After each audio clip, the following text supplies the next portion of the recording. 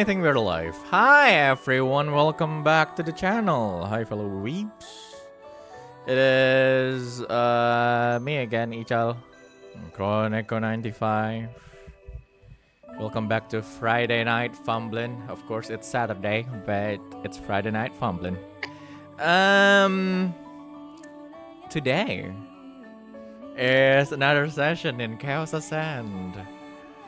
And it's Train to Floria's what is it? Turn. Hey people. Hi people. You see, I just realized when I'm looking at this overlay, I was like, I need to redo this bullshit in a few weeks. Soon.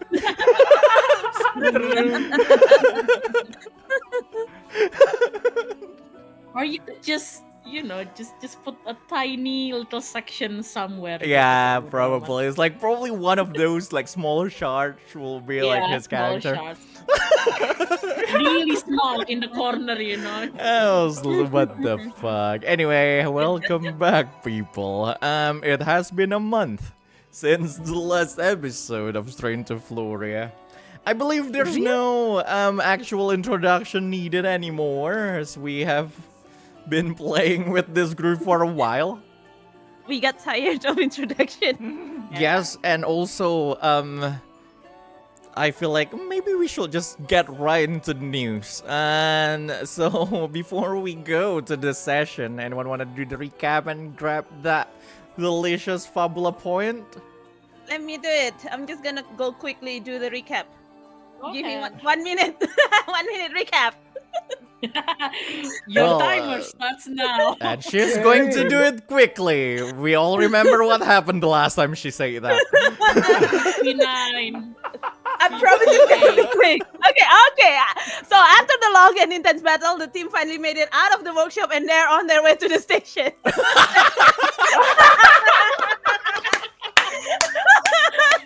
Wow. Okay, talk about overcompensating. She did it under a minute. Oh my god, that should be the world record of like bullshit Fabula point earning. But that is not wrong at all. Well, that is not wrong. Well, the last episode. Did you guys? No, I don't think you guys spent the last episode like fighting, right? No. No, that was like okay. that was was like chill. So like it's a chill in a different meaning. Chill. Somebody died, somebody woke up, and somebody got a parasite. Yes, it was very chill. Yes. Oh, remember, somebody got a weird vision about Asura. Tukang marah, iya, betul. Yes, and well, you know what? One Fabula point for you. That Fabula Tell you the point. truth, I actually prepared one not so long paragraph, but it's okay. I'll take that Fabula. Who wouldn't take that? It's like being paid for nothing.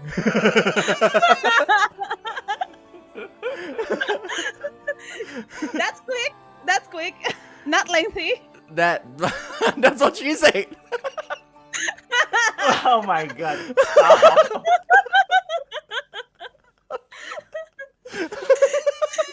On a serious note, do you want me to do a real recap? No, it's okay. No, that was funny. If this 11 viewers of mine want to want to know what happened in the previous episode, they can just watch episode 15. They want a super compressed one or the real one. They can choose. There's no in between. Yeah, I know. But yeah, thank you. Anyway, as we continue on to the next to this episode, if you like this type of content, don't forget to subscribe, leave a like, leave a comment. Any kind of support is appreciated, especially donation. And I will see you guys on the next scene.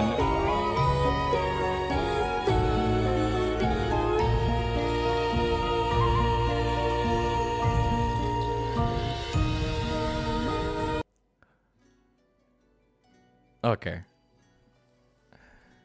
The question now is basically, is everyone ready? Are you guys ready? Yeah. Why I'm grayed out?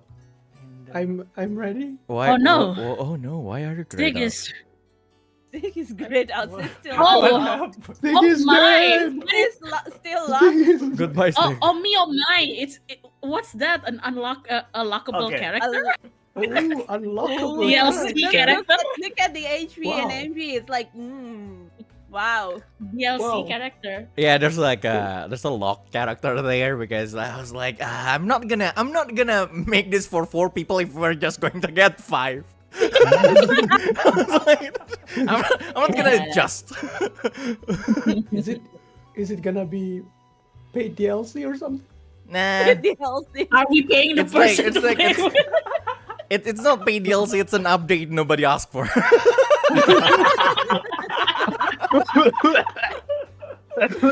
Oh God. I'm sorry. In any God. case, Muki, if you're listening, we love you.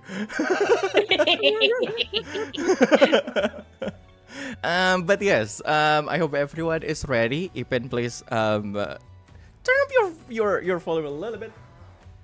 Okay. So really loving the new overlay, Chow. Goddamn. Hey, nice, thank you. And that is no way to delay this session. Okay. Turn to Floria, episode 16, A Box of Hope, is going to start shortly for players Okay, and the name viewers of alike. the episode Uh-huh. is actually The Orphanage now. I don't like this. Yeah. I mean, we're talking about Pandora. A box of hope. Anyway, Turn to Floria episode 16 is starting shortly. If you players and viewers alike, good luck and have fun.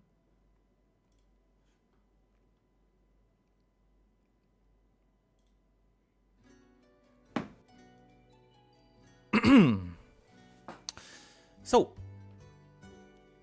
remembering what happened on the previous session, all 4 of you, with Frank, Anemona, and Noir, I believe. Also Damien. Managed to fend off the attack led by Cassius Valente, who were blocked by who was her name? Mona. You managed to save Noir from Ludovica's mind control, but at the same time you lost Chiron in the process. Nobody else died during the battle, fortunately. And you discover a lot of things, a lot of information, a lot of things about the Legion of Pandora, this mutation on Noir and everything before you reach the station. Right now, all of you, including Mona, Damien, and Noir, are standing in front of the door of the train, surrounded by this people, the mercenaries, the guards, the volunteers, are quote, of the station, led by the station master herself, Nightingale.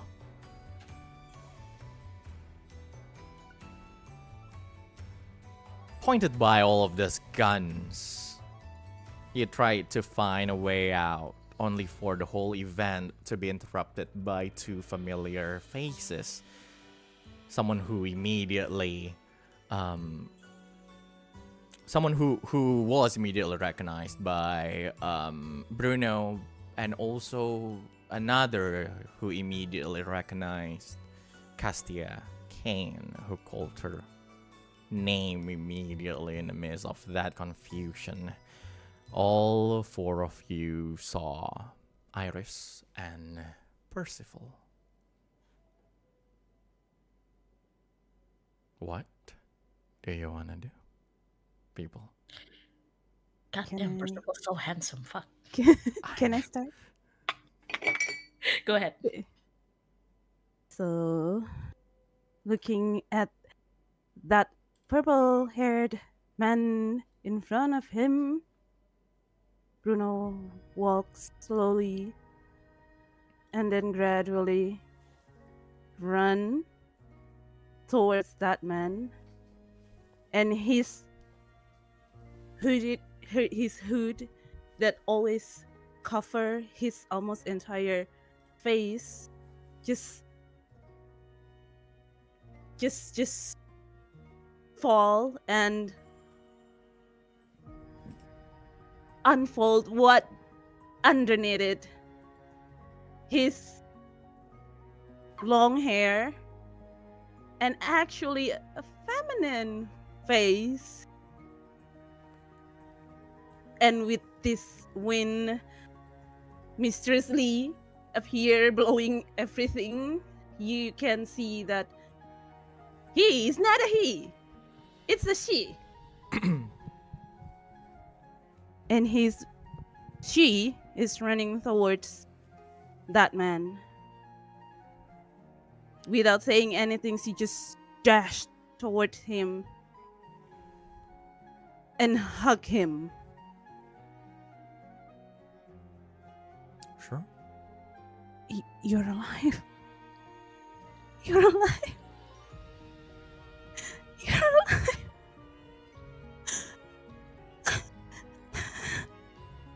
You're alive. Brother, you're alive.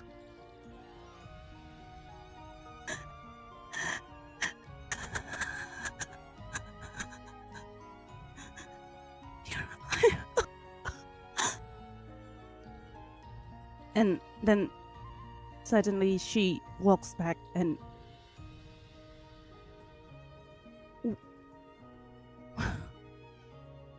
why are you here?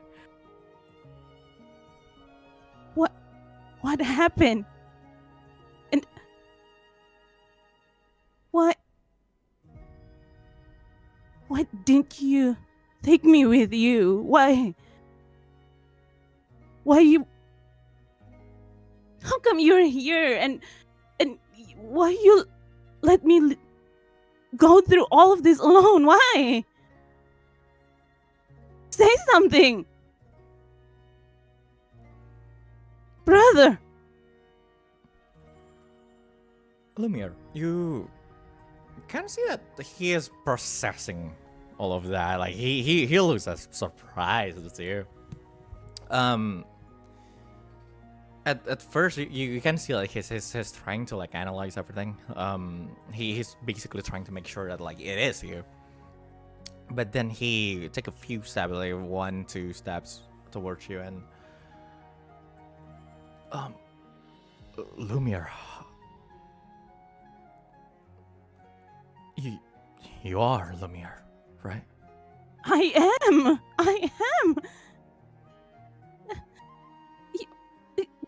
What is going on here?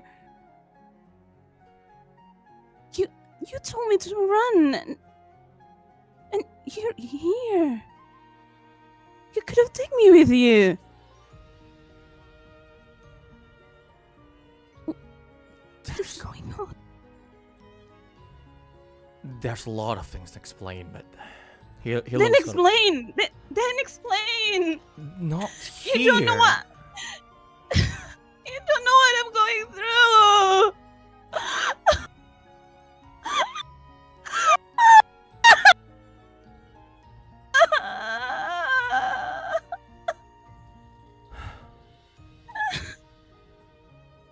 He walks towards you and like he offered you a hand basically, and he say, "Come to me then. I'll explain everything." And Lumiere just take his hand and wiped her eyes and followed him. He nods to Anemona and I'll be in the orphanage. I'm sure everything is fine. Yeah. And then he walks away, dragging Bruno, who he called Lumiere. At that time, Mona looks at you, Castia, as she says, "Why don't you join them?" What? Yeah. It's going to be safe compared to here. It's okay. It's just a safe place. I'm not forcing you to do anything. Cassia looks at Mona. I mean, it's not that she doesn't believe what she's saying, that the orphanage is a safe place and all. It's just she's a bit surprised at her sincerity, And then she kind of gives a look to Iris as well, who obviously she recognizes, but she would like to talk a bit to her, but considering the current situation in which they are surrounded by a lot of people, she doesn't feel safe. So she just pulls her hood even tighter to her face and just Stygg and Intern are there too, right? Yeah. So she Stygg just is- quickly by the way, Well, Stygg Stygg is still definitely in going to do the- something else. But yes, but there's there. Yeah. Still in the train at this moment. Yeah.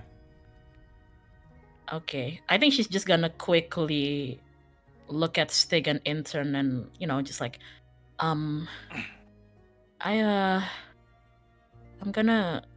go to the orphanage. If you guys need me, I'll be there. And Alright. then she nervously walks away, following like Lumiere and her brother a little bit far behind. Sure. As you followed Percival and Lumiere from a distance, you can also see that Damien is following the same path, but also a little bit, from a distance as well. You're not exactly sure why.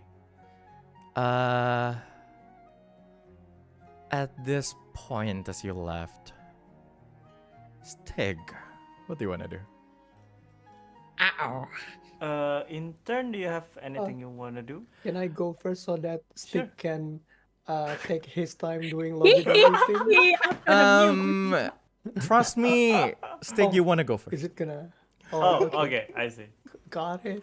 So actually, Stygg was still in the train, Of course. when everything happened, because he was patching up his wounds. Remember the last session, there was a bad travel roll, and Stygg kind of protected Bruno. Got 60 damage, so he used remedy. That will be 3 IP for 50 HP. Sure. So my HP become 90. And after that, when he finished, he goes out. He goes out and realize that a lot of people is there, with all the mercenaries and all. But yeah, there is one figure. Yeah, you guys already know that keeps his full attention there. And at this point, may I assume that she is also looking at him, because suddenly one person get out, kind of Yes. lock eyes. Yeah, so their eyes locked for a few seconds, and after that he starts to move his leg 1 step, 2 step, and he starts running while stumbling a little bit, because he is really in a hurry, approaching towards Iris' direction. With that, his face, you can see that his face is like it's like a mixed, jumbled up emotion, like all of the emotion, like all the how he missed her, how he is relieved that she's there, and but also at the same time kind of guilty that he's been leaving her alone with all of this. So while running, he spread his wings. That's kind of the Theriomorph, so that will be a third MP, becomes 60. Spread his wings. I don't know what the mercenary and the others' reaction, but he spread his pitch black wings that I am sure that Iris is familiar with. So with that, he starts to fly with full speed ahead towards Iris while shouting very loudly, "Iris!" He said, like. Then he starts to approach, and at this point, just to be safe, I will cast Accelerate on myself. And also Divination. I don't know what's gonna happen. I wouldn't allow that to happen because, like, imagine this is just one turn where you do your where you like, you know, then transform, spell and cast 2 spells. But like, sure, it's fine. Only one. Sure, just no. You basically can do all of them. It's fine. Thank you. Sure. Like as that happened, you basically spread your wings. Everyone start to everyone was startled by it. You know, like all of these other mercenaries that they're holding guns and everything, they start to point it at you. But you know, before they could even react, you immediately just rushes towards Iris. In that moment, you can see like Iris is trying to study like what are you, who you are, and everything. Thankfully I rolled something good on the double insight, so you basically like just managed to grab her. But at that time, you know, like I said, this is that moment where like you like the both of you lock eyes. You can see that she immediately recognized you as you basically flew up to like the you know, really high ceiling of like the underground plaza of the station. She is basically in your arms right now, looking at your face, a little bit puzzled, a little bit surprised, but you can see that the same confusion as the one in Percival's face before. She put her hands to your chicken. Orion, I thought you're dead. Yeah, I also thought that I died at that moment, but I don't know, somehow I survived. And I don't know, how about you? What anything bad happened to you? Like I don't know, mutations, or are you some kind of like, I don't know, maiden of weakness or anything? And why are you with the Legion? And I have so many things that I want to ask.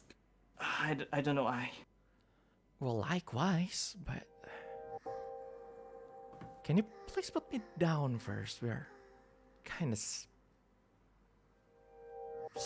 right. like a sore thump in the middle of this place.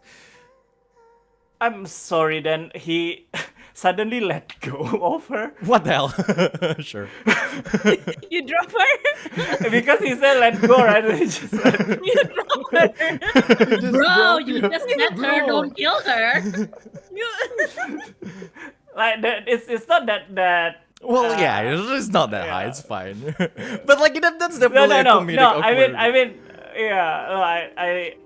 I'm planning to like catch her again after I release. Sure, of course. You know, you let her go, like, you know, being flustered and everything, but you manage to like to grab her again immediately. It's like you can see like she's a little bit, like, but like, you know, there's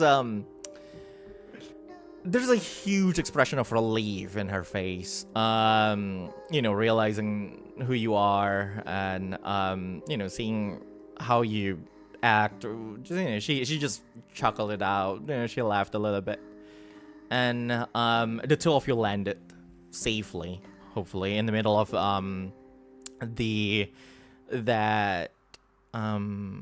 plaza, the underground plaza. You can see the station itself is it looks like a normal small village basically, with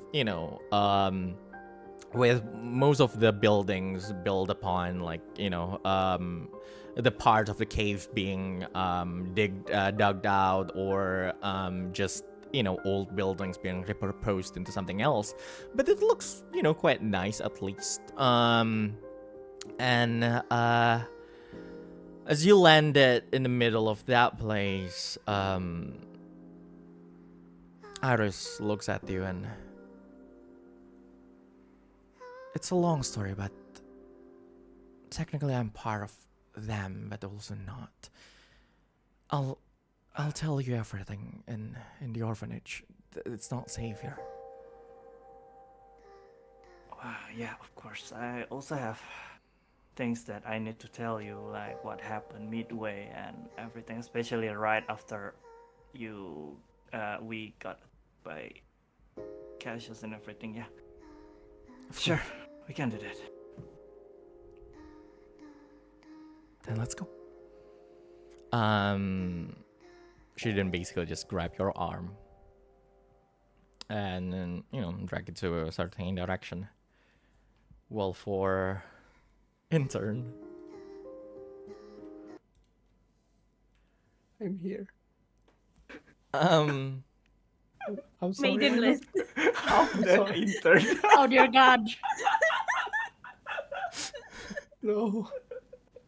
He's lonely. I'm sorry, guys, for my voice. I know that this is gonna be serious, but I lost my voice. I feel bad. So disclaimer: this is not Intern. This is Shiru. Yeah, well, yeah, that's just Shiru losing his voice, but it's so funny that it happened right now. Oh God. Intern.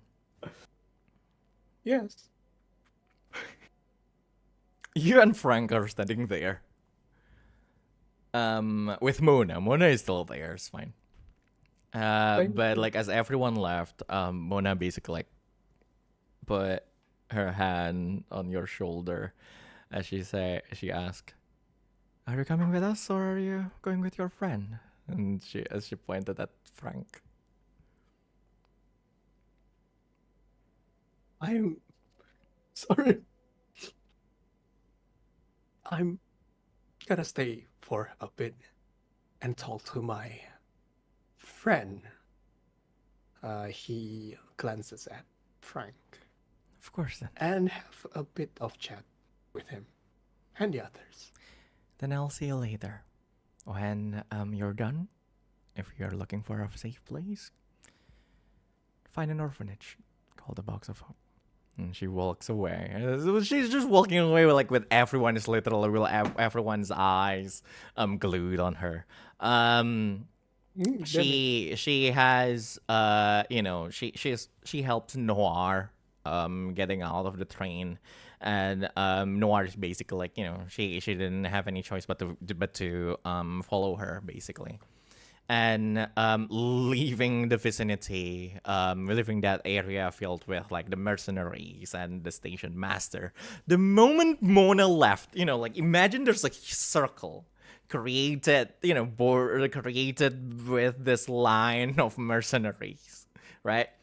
And then that scroll's opened a little bit because of Iris and Percival, and basically all of your friends leaving that place because of the other friends. The moment Mona left that circle immediately formed back again. All the mercenaries start to surround all of you again. And Nightingale start to step closer to the two of you as she raises her hand and everyone's guns are now pointing at the both of you, Frank and Intern. And she says, at least someone is not part of the Legion of Pandora. Why do I feel like you're a familiar face? That one right there. She points over at you, Intern. Have I seen you somewhere? No, I have seen you in this very station, haven't I?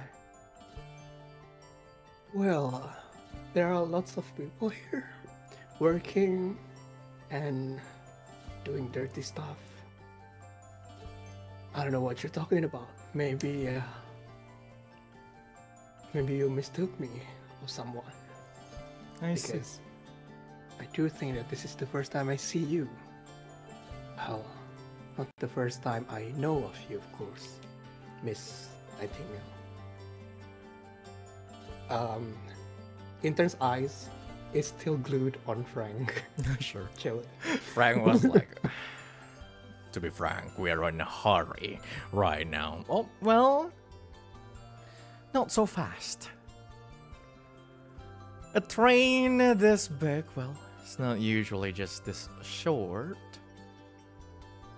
But it does look like it can bring some kind of cargo, so I just need to do some inspection on what you're actually bringing inside the train. Of course, this is not me asking for your permission, this is just me informing you that it is going to happen. Well, that's prone to happen anyway, right?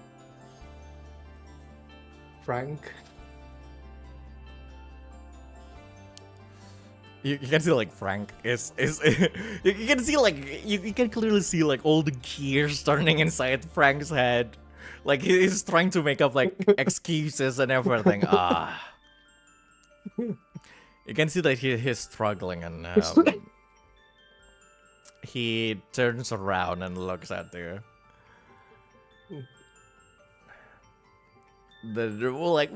Still, looking his eyes onto yours. He literally said, well, of course, of course, you may do an inspection, but it's not like you will find anything anyway, right, partner? his eyes basically telling us like, take the thing, the thing right now. It's basically like, telling you to do that. What are you going to do, Intern?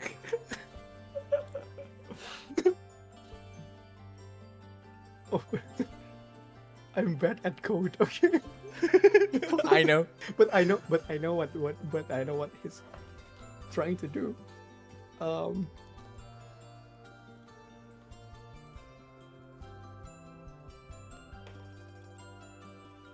Hold on, I'm actually thinking for some reason. It's okay.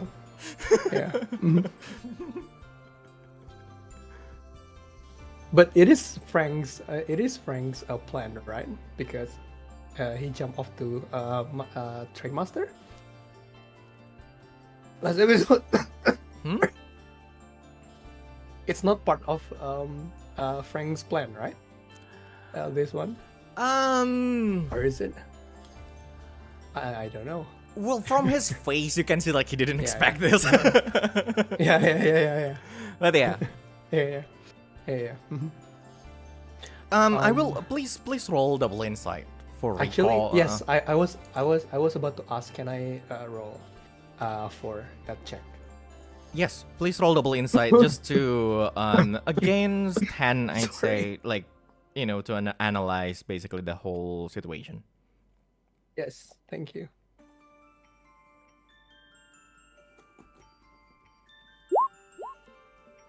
Oh, that's nice. That is a 10. Same is But still... it's not a critical. Sure, that is a success. Are you going to accept that 10? Yes, please. Just, Sure. minimum. Mr. Intern. Well, yeah, it is clear that it is not his plan at all. It is clear from how Frank react to all of this that it doesn't look like he calculated this to happen. Because as far as you know, right? Because you left the station like years and years ago. The station wasn't disorganized, basically. Sure, there's some kind of like air quote station master that is feared to be the leader of the station, or like basically like the big man that everyone fears, but it's not exactly an organization or like or a town or something. So this is also quite new for you. That the station master actually command this many mercenaries in the town. Okay. All right, cool. Okay. Oh my god. I think I'm gonna use my Fabula point actually. What are you going to use that Fabula point for? Hold on. I'm gonna use my Fabula point to alter the story later. So Nightingale can still. So later I will of course say that the station master can check the train, but I would ask that someone that is checking the train is the one that is in favor of me. Oh, is that possible?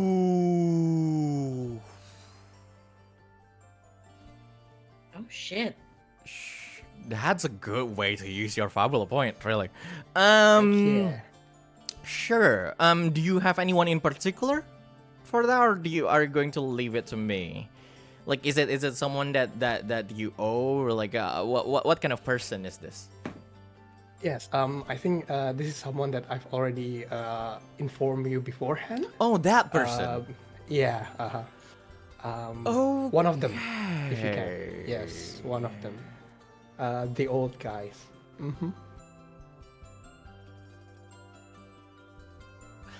Sure, let me think for a little bit. Alright, cool. I'm gonna turn my Fabula point into one. Thankfully, I have two Fabula points after Sure. I raise Mona. Alright, yeah. Sure. So, Nice. Understanding that you basically make your way back towards the train, basically, followed by one or two of this people, you noticed someone that you know. Actually, give me some time. Yeah. And you didn't give me any name, I believe. I did. Did you? Oh, not that one, but the so I briefed three people, right? Actually, the first one is the detailed one, and the second one is. Can I get Christian? Just tell me. Tell me the name.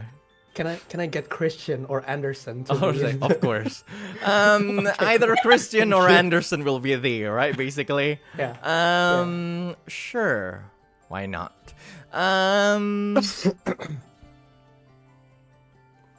You walk in to one of those train, and one of them is this. Okay. Let's see. One of them is this man, quite tall. He's probably 190, almost 2 meters tall. and he has like this huge goggles like covering half of his face, and his face is literally like, you know, rough, like he have like stubbles all over like his the lower part of like his face, and he wears this huge what is it, like armor just around his arms and his legs, but not his torso, as his torso is basically this you know, covered by an overall with a lot of pockets of tools and everything, and he has his gun strapped to his back the moment he walks in, and he's like, Hans, is that you, Hans?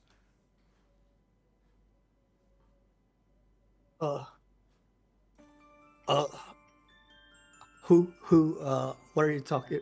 Who?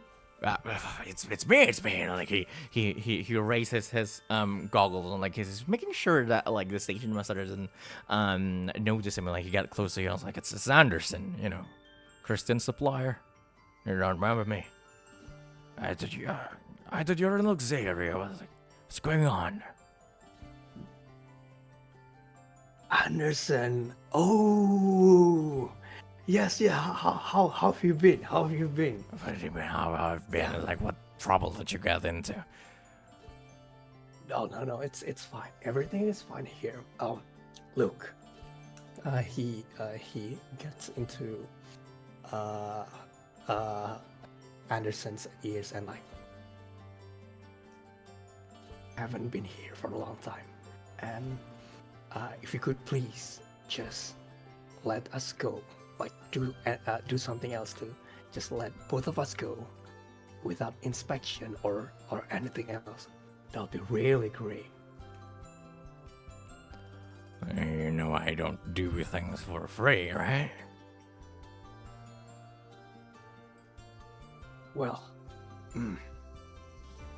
is the workshop still around?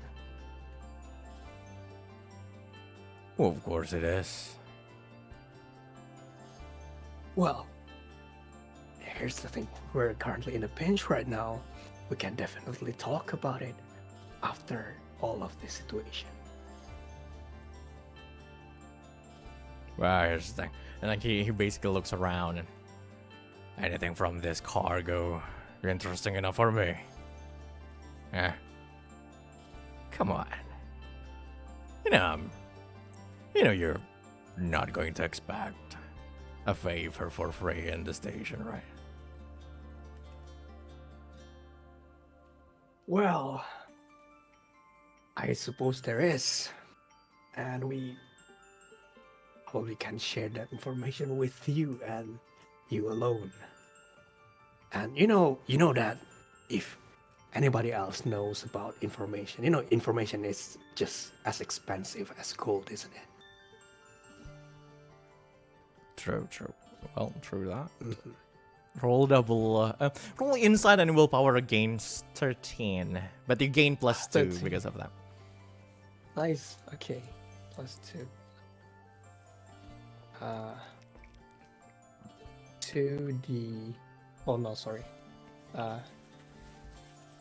D10. Hans, plus Christian, and Anderson. D6. Yeah. I'm sorry. I'll kill you guys. If I didn't want to continue this TRPG, I'd kill you guys.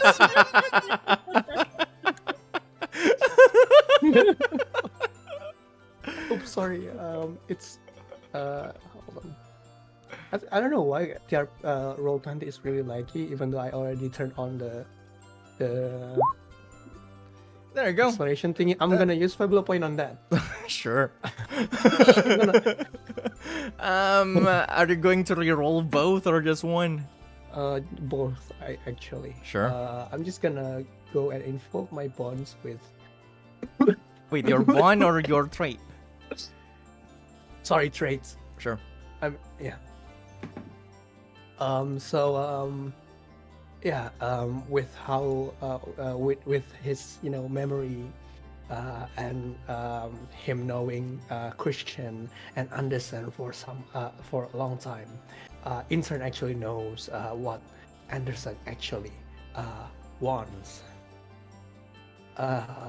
So he's just gonna try again. 8. I hate myself. It's okay. GM, Yes. am I Yeah. counted as out of the scene now? You already left the scene. Okay. You, Then no. I cannot use my divination. Sad. Okay. Wait, did we get another Fabula point after we ended the scene last time? Which one? No. No, sad. Okay, I have So, no more Fabula points. 8. Oh well. Anderson just looks at you.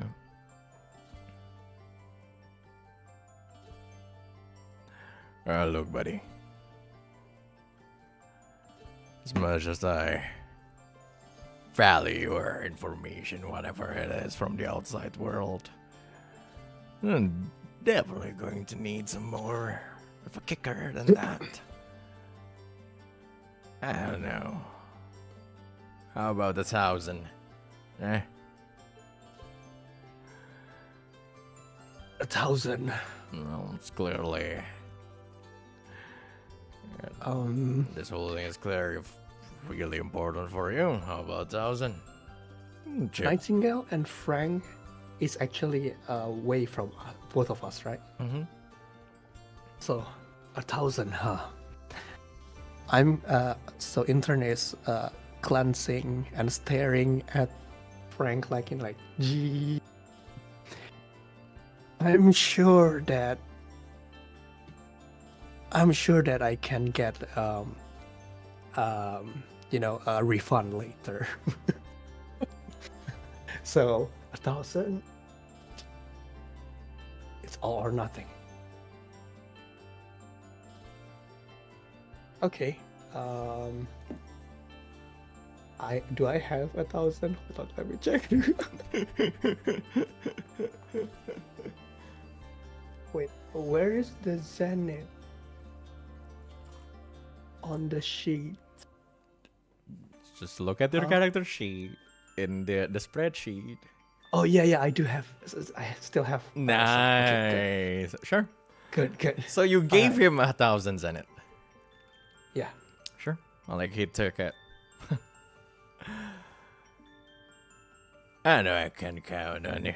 And like at that point you can see like the other person like hey, you're right there. And like Anderson was like, yeah, it's fine, Johnson. Found nothing here. Everything checks out. How about you? Clear. And like you can see like the both of them walking out of the train. Go on. Anderson, Yeah. call me Intern, please. If you say so, Mr. Intern. Thank. The both of them walk Jump out of the train and... Sorry, miss. Nothing's there worth anything, really. I see. So it's just a few fugitives from Luxeria, then? Seems like so. And Frank was just he shrugged. Frank just shrugged and I told you so. Fine then. And then you walk out and Yeah. Nightingale looks at Frank and state your name, the two of you.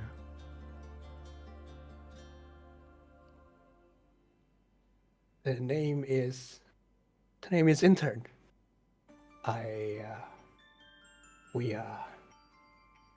We just came from Luxeria.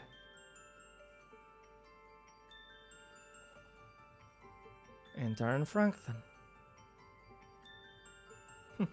I can see like you can see that she basically threw a smirk on you, and I see that you are acquainted to the wrong kind of people. The Legion of Pandora is not people you can be allied with.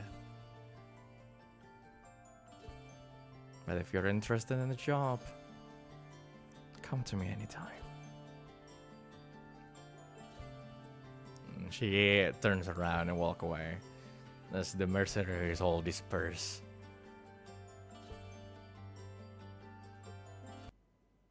And oh, okay. Oh, is she out now? Yeah. Now it's just you and Frank was like, okay. Fuck it, How Frank. did you? Okay. Why did you? Yeah. What did you do? Well, that was a cool one. Well, you know, it's. Give me 1,000 Senate. I definitely don't have any. Well, you owe me 1,000 Senate. Intern just stares at Frank. I lost 1,000 Senate because of you. He shrugs.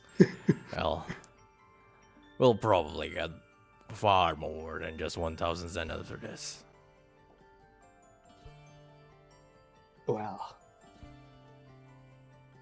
as long as it doesn't get into the hands of Nightingale. Do you know her? Have you even ever heard of her? What are you talking about? Station master. That's That's Nightingale. You know, Yeah. the assassin. You don't remember her at all. Yeah. Oh, glad that you know. I was really sweating. I didn't remember. I didn't remember the station master having this kind of power anyway. Yeah. I wonder what happened in this 15 years apart. It's really dangerous, I think, inside, so we need to extra caution about our cargo. Of course, well, buddy, you know, he pat your shoulder. There's no time to waste. Let's meet our contact. Sure thing. Wait, where's Honest? Honest went with the vessel. Yeah.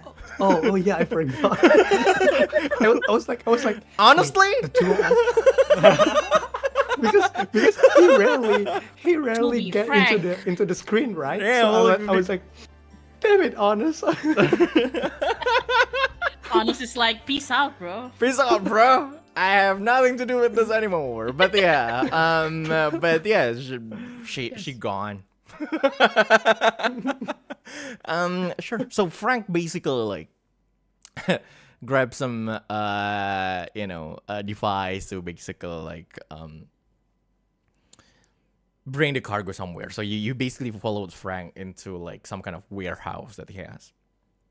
Basically he rented, and then put like all the components there, the blueprints and everything, and just make sure like the logs are like secure and everything. So and then you make your way towards a certain bar in the station as we go to the other tree. Hi everyone. Isn't it nice to see what's happening? Back at it again. Two fugitives walk inside a bar. The fugitive walks inside a bar. They bump their head. God.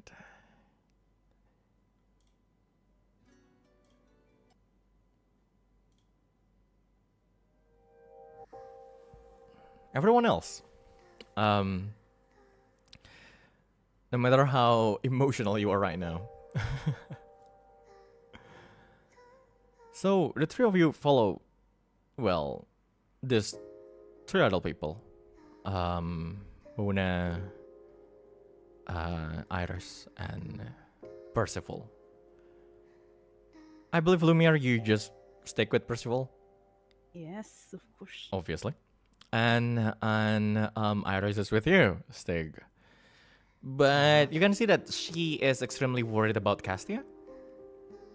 Like, you can see like she's looking at her like with this worried expression in her face. And while Castia is like, well, Cassie walks with all of you, hidden behind her hood. Not that far from the main plaza, there's this pond in the middle of the train station, basically. In the middle of the station. It looks man-made and looks a little bit magical. But also at the same time, just covered by flowers and plants and other things. It's just this weird place in the middle of, the bleak underground that is the station. You see a building in the middle of that pond, standing in this small patch of land, surrounded by the water around. The building's not exactly a nice one, but it's nicer compared to the other buildings.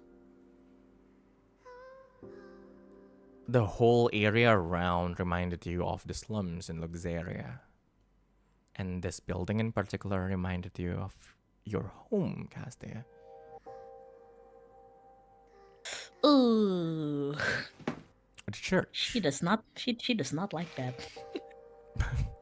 Obviously. The far from the front door, at the end of the path leading there, there's this arch with a name sign, a signboard that is glued to the side of it. There are two phrases that you can see there, all of you. One says, "A box of hope." But the other phrase says, "Home of Pandora."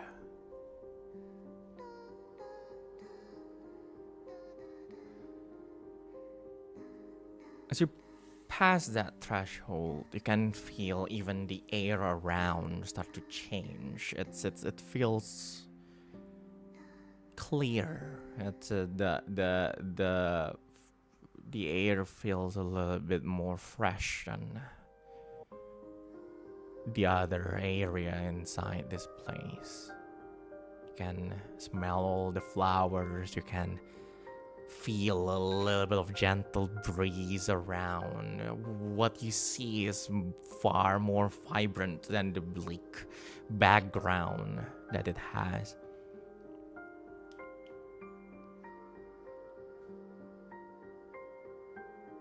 You pass another arch and you pass this. You felt like you passed this barrier. And it's the same feeling as when you were fighting Ludovica before, as if you're protected by a barrier that is quite identical to Mona's magic. Oh. The moment you pass that threshold, you can hear the noises coming from inside the building, Mostly of children's laughter.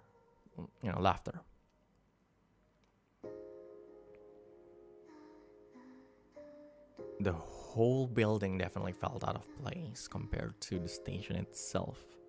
No, even compared to the whole continent. At that moment, Percival opened that front door. the first thing that greeted you is this huge hall that felt like the interior of a church, but not exactly identical. It's not a place of worship, but it is a hall filled with, like, benches, some tables and everything. It's like a common room for a lot of people. And there, all of you saw it.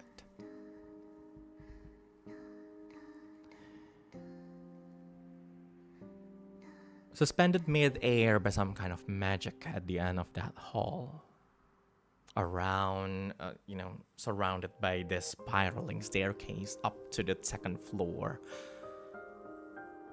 decorated with combination of any blue flowers that was preserved by magic. A blue glass casket is there, protecting someone inside. A woman, probably in her late or mid-20s. Her skin is pale, her hair is down, black hair reaches her waist.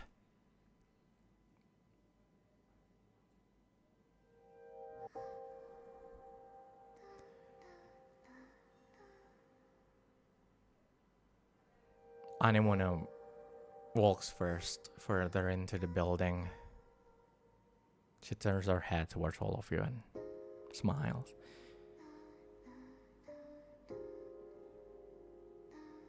Welcome to a box of hope. She looks at you, Stygg, and I know there's a lot of catching up to do.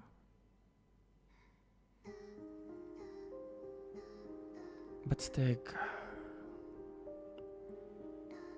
we need you to join us later. So Iris, Percival, and I can explain the whole situation further.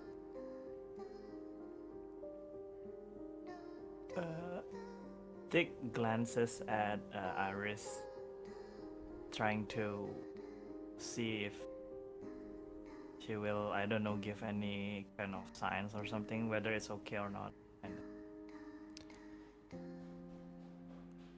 She's not looking at you at that time. She's looking at Anemona, basically.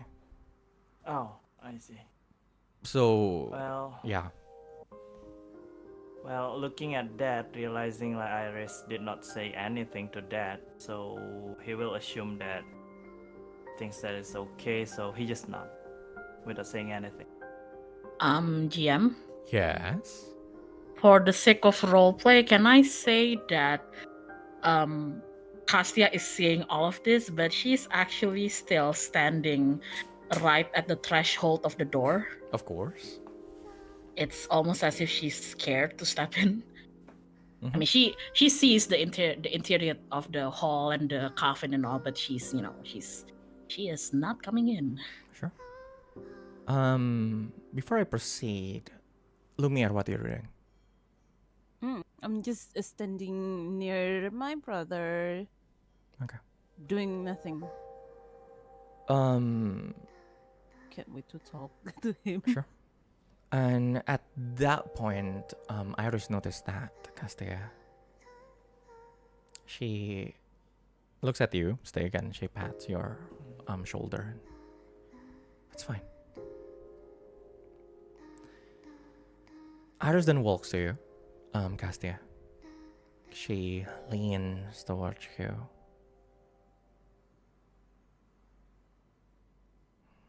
She says,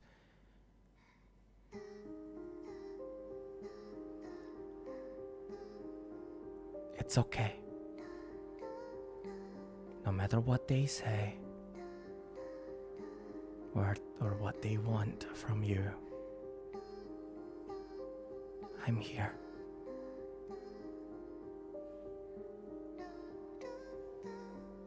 I'm not gonna let them force you to do anything that you don't want.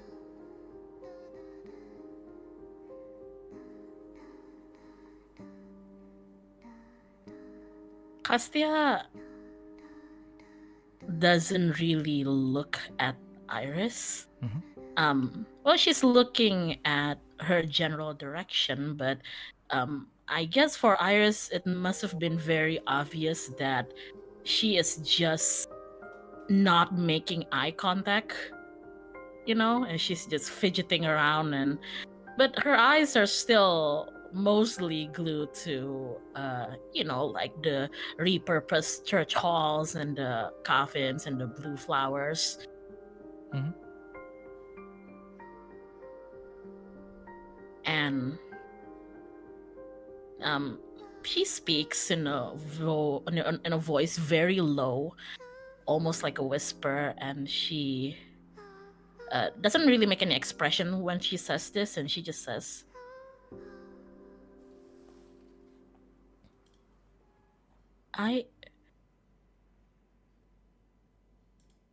ever since I left Miss Iris, I have done things that I didn't want to do. So I appreciate the promise, but I don't know how much your words are actually gonna weigh. And she continues by saying, at that moment, at that split second, you can tell that she, like returned to the kind of silly, socially awkward Castia that usually, just like this is her way of talking to the party members and all, and she just like retracts herself like, but this place is pretty. It kinda reminds me of Dad's church. So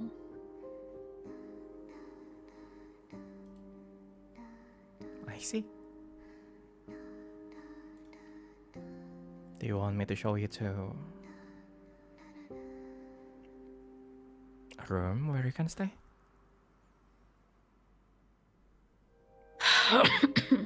that was me. That was not Castia. I know.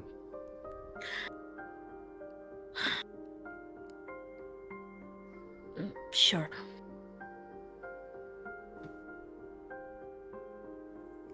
And she walks in. Sure. Follow me then.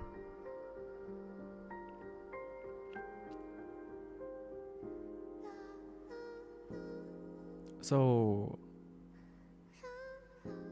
do you follow Iris? Yes. Sure. And Stygg, you notice Iris basically giving you the eye to follow, signaling for you to follow her. Yep, then I'll just follow her. Sure. And Lumiere is with her brother. Now I want Lumiere and Stygg to roll a d10. What? Just to see who goes first. It's fine. 3. Sure. Then it is Lumiere first. Then.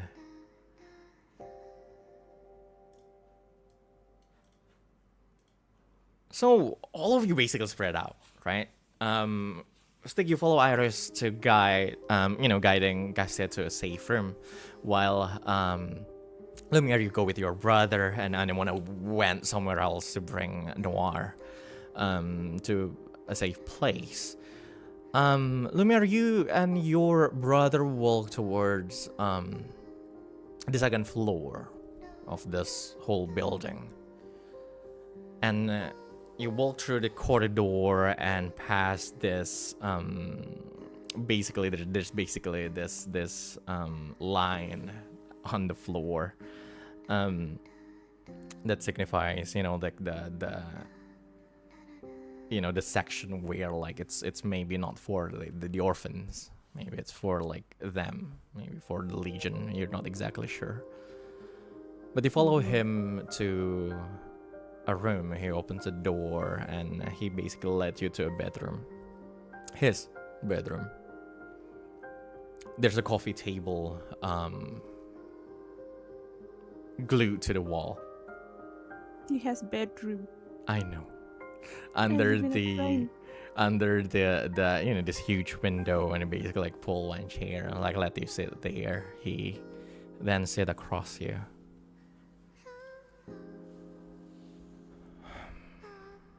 You know, like he's troubled.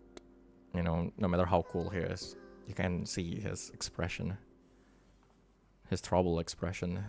You know, seeing his little sister, you know, in that situation, well, he has a bathroom.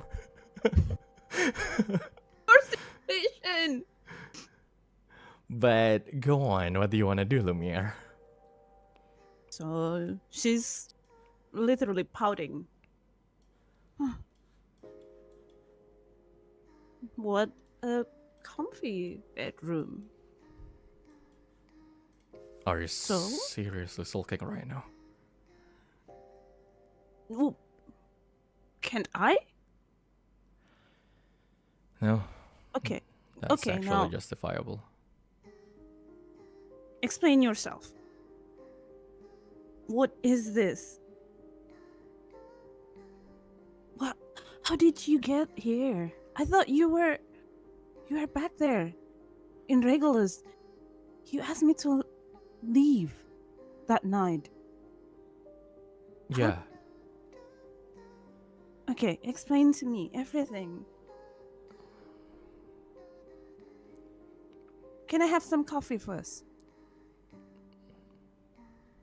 Or tea or whatever you have. he looks at you with this face, like, you know, he's troubled, confused, but also really. But like he stands up and then you may brew some, and then brews for some tea for you.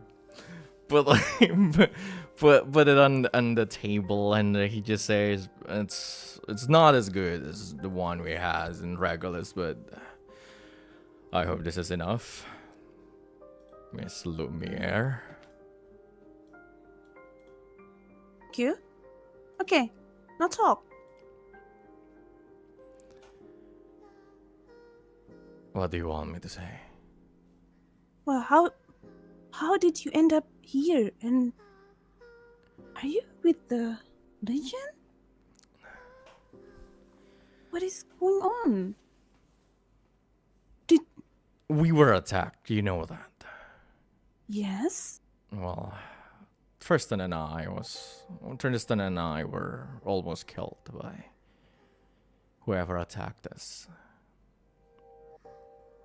Yes, we did send you away before. Okay. Anything worse could happen, and it did. We were almost killed and we were captured. And Captured. put in a prison in Regulus.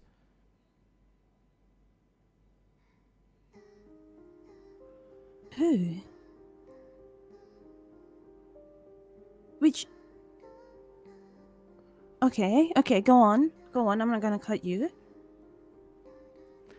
Perseus, the leader of the Legion, freed us and offered us some help and offered us to join the Legion of Pandora. Tristan and I agreed to what he is trying to do, then that's why we're here. You agree? Yes, Lumiere, we agreed with Perseus. What is this Legion trying to do? They seem shady to me. Shady.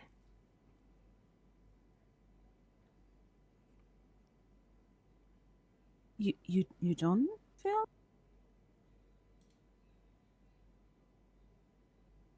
The whole world is shady. Well, the world is not a nice place to live. I just realized that, but Look, Lumiere.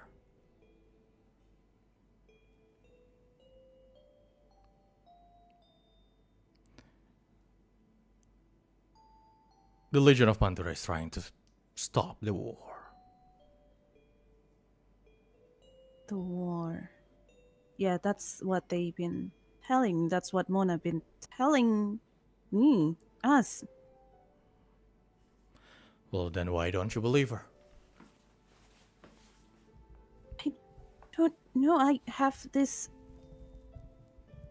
Just can't trust her for this. I have this hunch. It's. I don't know. I have to see it myself, I guess. A Because all I- hunch.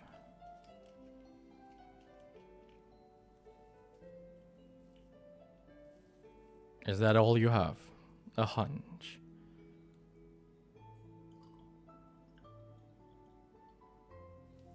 What did they tell you? Did they promise you something? Because I feel like I'm being manipulated to go here. Like some reason I feel like they use you to bait me here. They're not brainwash you or something, right? Brainwash? Who do you think I am? I'm your brother. Do you not have any faith in your own brother, Lumiere? Well, I do, of course. Look, anyone can be manipulative. We all know that, I guess. At least you already know that. That's just how she works. But that is not the problem. The Legion of Pandora is trying to end the war, no matter what. The war, And this war has been going on for 120 years, Lumiere. and you want to be part of it? Well, of course I want to be part of it. We are a victim of that war. Do you not want to take back your hometown? You don't want to take back this world from the angels and the demons? I don't know. It was so far-fetched for me. I just to leave, like you said. Just leave. Like, do we have to? Well, certainly you don't have to, but I have my responsibility over the people in Regulus.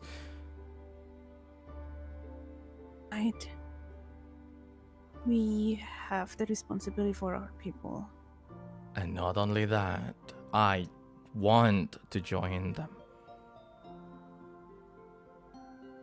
You believe in their cause? Of course I do believe in their cause. What don't you believe in? Why, you don't want the war to end? I don't want the war to happen, but I just don't believe them yet. And what is this place? Is an orphanage? It is an orphanage, yes. Does this belong to them? Yes, it is. It does belong to them, yes.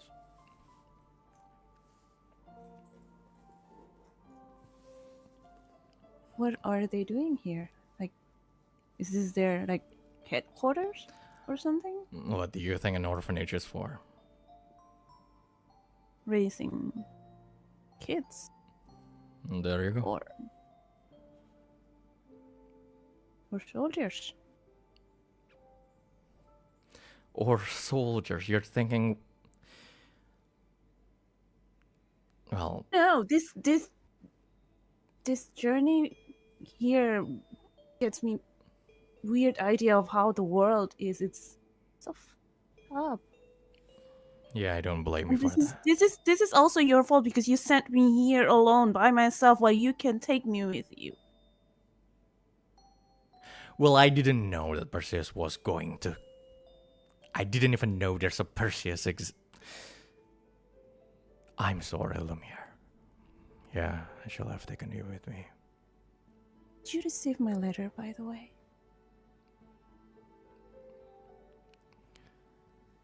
If you sent any letter and it probably doesn't reach me.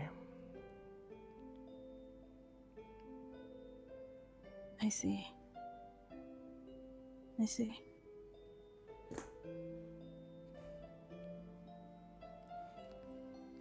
Look, I see he stands and I look, through the window out to the backyard, basically, where, a lot of children from early teen, from early age to like late teen, doing their activities. Some of them work. Some of them are working on things, but some of them are just playing around. But yeah, some of them are studying and all. And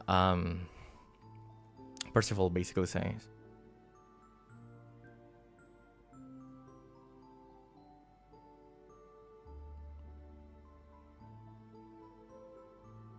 "The Legion of Pandora are fighting for those children. The same way I'm fighting for you. Look. Yes, everything does look shady, but that's the only way we can fight this war. We're not a nation, we're just... And the Legion of Pandora is not that, if not even that big of an organization. We need to use any kind of dirty tricks that we need to use. We're all ready to throw away our lives. So children like you, and like them,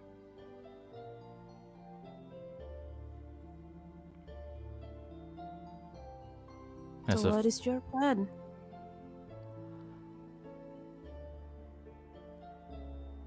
That is not for me to explain to you.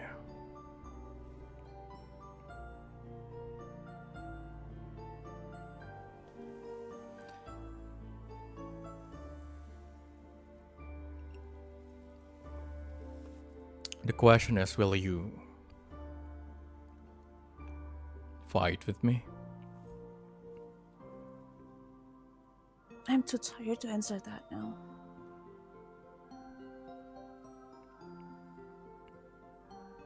Is there any way I can rest?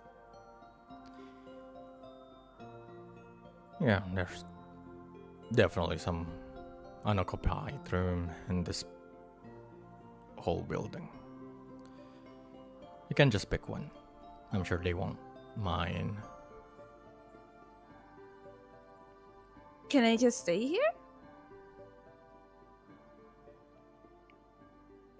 Where do you want me to sleep if you stay here?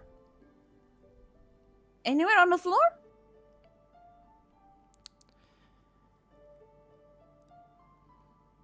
Sure then. Fine. The princess can have the bed and the crown prince will just sleep on the floor. How it's supposed to be? Exactly. Okay, now go, let me rest. Of course. He walks to you, basically just, ruffles your hair a little bit. Like he stops, and after a brief pause, he basically says,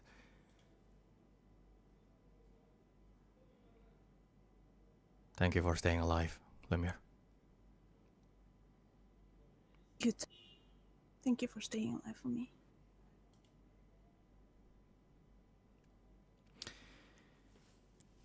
And he walks away. Is there anything you would like to do? No one's in the room, right? No one is in the room, yes. Okay. Just want to explore the room a bit, like maybe inspecting his work desk or anywhere with drawers, or maybe to see if there's anything, any documents, any letters. Damn. Roll double insight, I guess. Against. You know what? I will treat this as an open check.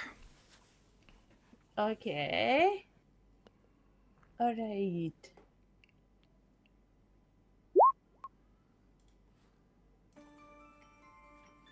$16. That's the maximum that you can roll for an open check.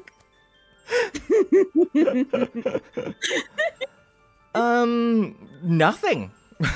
No, I wouldn't say. I wouldn't say. Well, you try to find, you try to look around all, through all the nooks and cranny of this room, and you don't find anything that is hidden in a way. There's no hidden compartment. There's nothing. There's not even a box underneath the bed, where people will hide some poor magazine. No. You don't. If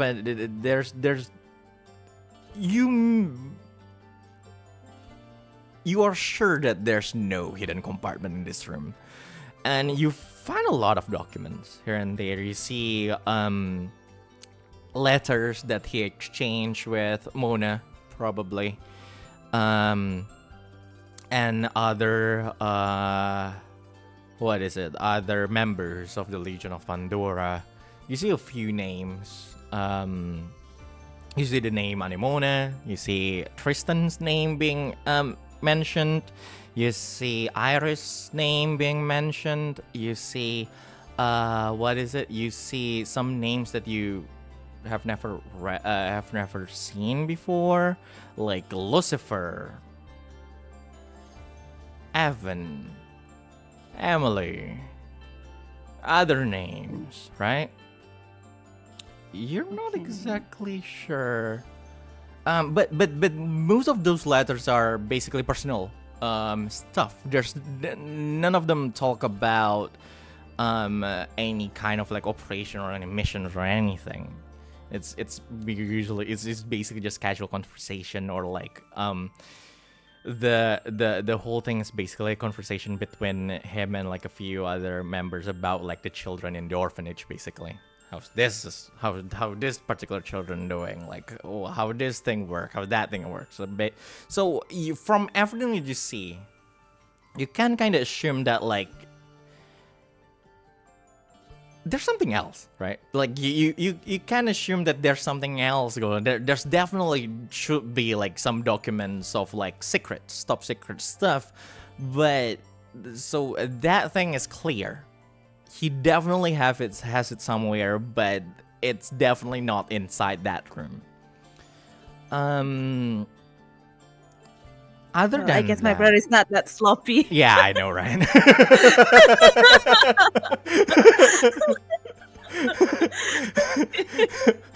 That's the easiest way to explain it. Like, he's not that sloppy. But yeah, you other than that, you see like, you find his equipment, his old, royal clothings and everything, the probably the one thing that he wore while like he's being captured, this royal garment that is like tear up here and there. You see like there's still blood. Like after months and months after that, he seemed like he still kept it as it was, and didn't even wash it, so it definitely smells as when you open like that shelf that has the clothing. And yeah, it's like, other than that, no, you don't. Other than that, you just see normal Percival stuff, things you would expect Percival to have, fancy teacups, and tea sets, those kind of stuff. Anything you would like to find in particular? Well, realizing that she found nothing, she just pout and like, all right. I'm just gonna lay down. I'm gonna lay down in a bed, in a Sure. real bed. Finally. Like, finally. Finally. Finally, you lay down in a real bed. Well, you would expect that it's. You will expect it to be comfortable. It's not.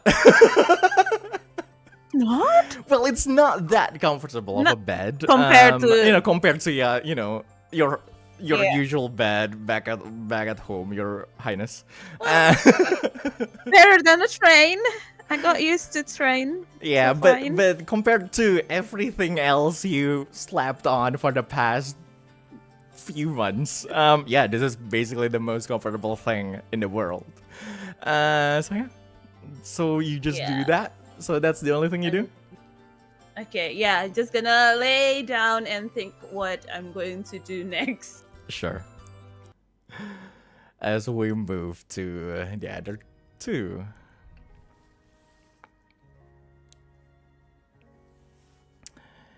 Castia. Yes. I'm ready. You're basically following Iris towards towards the room, right? Hmm. And you know, it's a long hallway in the first floor towards the left wing from the front door. Stygg is with you two. So the three of you are just walking there. Is there anything particular you would like to do before I kick you out of the scene?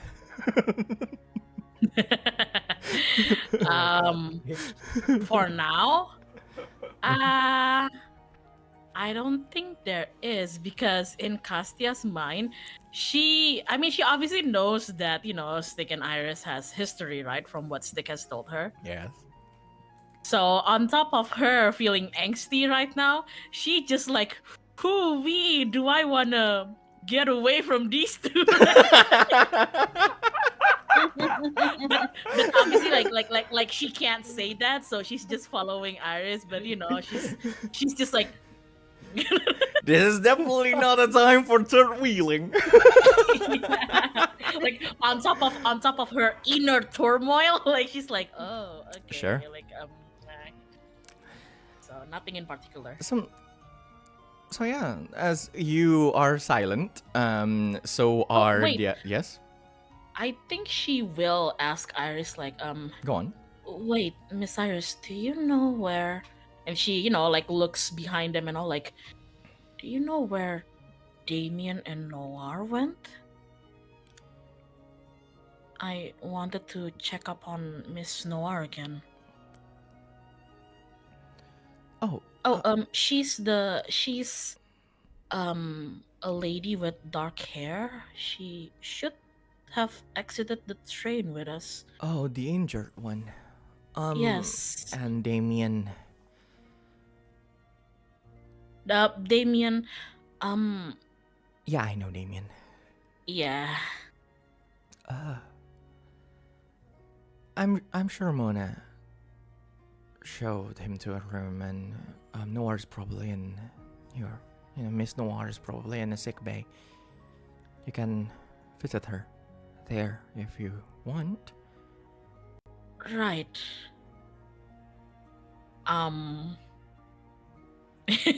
And wait, they haven't reached like the room, And not like particularly. Iris' room Yeah. yet. Okay, so Castia just nods and she just mumbles like, okay, then the moment we get to the room, I'm just gonna go to the sick bay and check up on Miss Noir. And Well, like not looking at either of them. Of Just like, course. Escaping that. like not the Let's time to be third wheeling. Oh my Stygg is god. actually showing a worried expression and then asks, ask to Iris, are you sure that it's okay to leave her by? Did your voice wait, Slow. yeah, Ipin, Oh, sorry. I can barely hear Can you you. hear me now? Yes. it's better Yeah. now. Okay, You so I Stygg asked to Iris a little bit with a low voice, like, are you sure it's okay to leave her alone by herself? Who? Castia? Yeah. Well, as long as she then turns to Castia. Castia, Yes. you're free to walk anywhere as long as you stay inside the barrier around the building, okay? Oh. Well, if you Um. want to go out, it's not really my place to stop you, but the station is dangerous. So, unless you know what you're doing, I will advise you to stay inside, or at least bring Damien with you. Right. Well. Actually. Right now, I just really want to check on Miss Noir's injuries. Do you two mind if I go check her right now? Sure. Well, if you want to go there right now, then it's up to you. But she then turns back towards like where she is actually going, and she pointed at she pointed at particular door in that corridor. Mm-hmm. That particular room is yours, and yeah, it's nobody's room, so you can just, if you need some rest, just go there. It's vacant, Okay. so it's fine. I'll keep that in mind. Thank you. Oh, and Castia. Yeah. I kind of heard from Bruno about whatever Mona told you. So if you need anything, I don't know what I can do, but let's just say I'm on your side. When Stygg mentioned that, like for a second, like Castia just flat out, like her expression just like turns into like something a little bit grim, but as quickly as that expression went, it also disappeared just as quickly, and she reverted back to just I didn't know that Bruno told you guys that, but thanks, Stygg. I'll also keep that in mind. So I'm just gonna, and he like starts stepping back, which is like, I'm just gonna go check to the sick bay. Where is the sick? You know what? I'll figure it out. You two, I'll see you later. You enjoy yourself. I mean, She basically just follow the no, direction on the wall. I'll shut up now. Thanks. I'll see you later. And off you go. Now the question is, where do you actually go?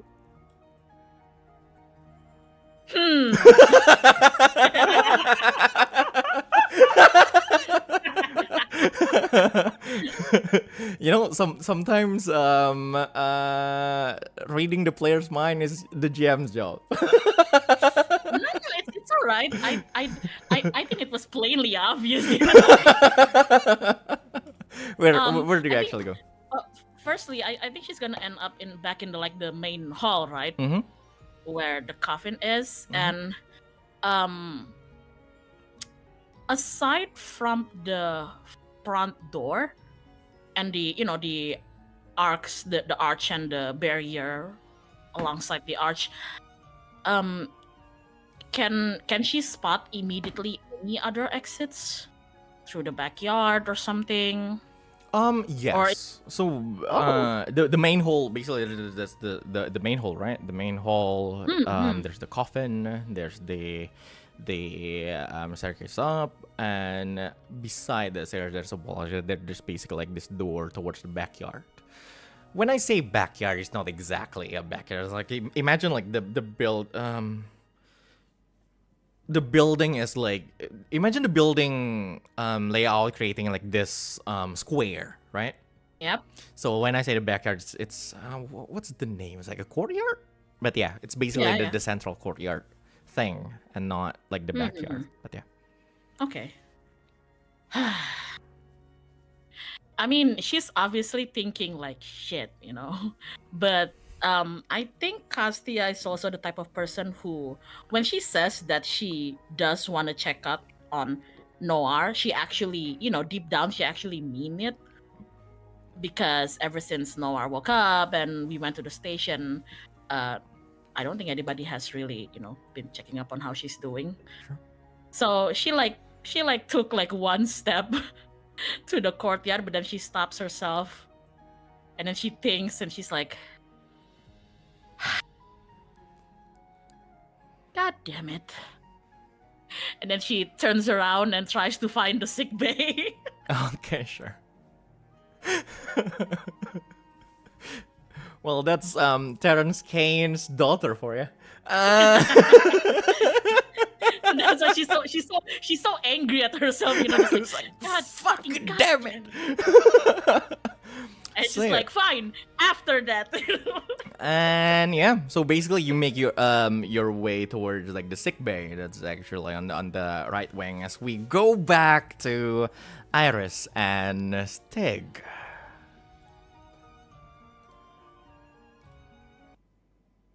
Iris looks at you, Stygg, and you were on a hell of a ride, were you? Well, that I did. Well, at least we managed to beat, Ludovica, midway. But fortunately, with how I am currently, I still cannot win against Cassius. That's I hate to weird. admit it. I thought you were stronger than Cassius Valente.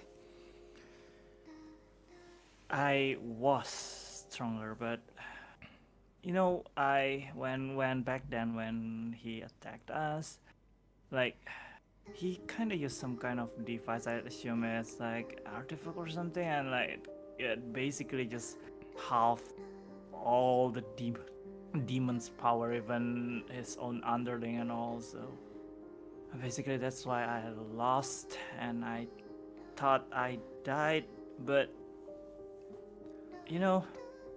that Ludovica, I'm not sure if you know or not, that she is related to some kind of research about mutation and all. So I'm not sure if I'm lucky or not, but I got exposed to it, and that's how I survived. But I lost all my magic. I see. That's basically it. Yep. Well, and then she smiles. At least I don't have to go back to Luxeria to look for you, so... Yeah, glad that I can find you here. I was prepared to go up to Floria and all, but... Well, I guess... I can stop the journey here or something, I'm not sure. I'm happy Wait, you're alive. GM, Go on. are we still in the hallway? Or? Yeah. I see. Just... You know what? Well, follow me then. And then, she led you basically to, like, the dining hall of the place, and, she let you sit on one of the set behind, like, this huge dining table in the middle. She brought some, warm drinks. And she sat across here.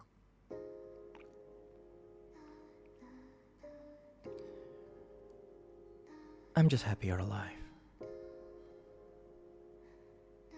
Yeah, me too. You're alive too. I seriously, have prepared for the worst, but glad that was not true. Of course. Your friends are here, so maybe you will find them later.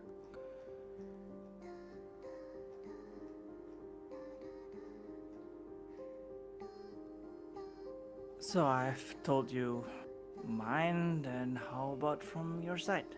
Anything that you can explain to me? Like, I seriously don't fully grasp the whole situation at this point. Well, 2 years ago, well, you know what happened in the slums. Mm-hmm. You tried to help us, and you know how it ended. We were all pushed back to our wits and pushed to a corner. But the Legion saved us. Perseus and Lady Anemona and a few others.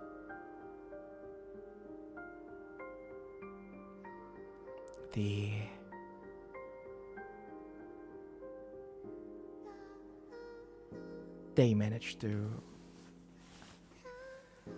get a train functioning. So we were brought to an outpost a little bit south from Luxeria. This man, I forgot what his name.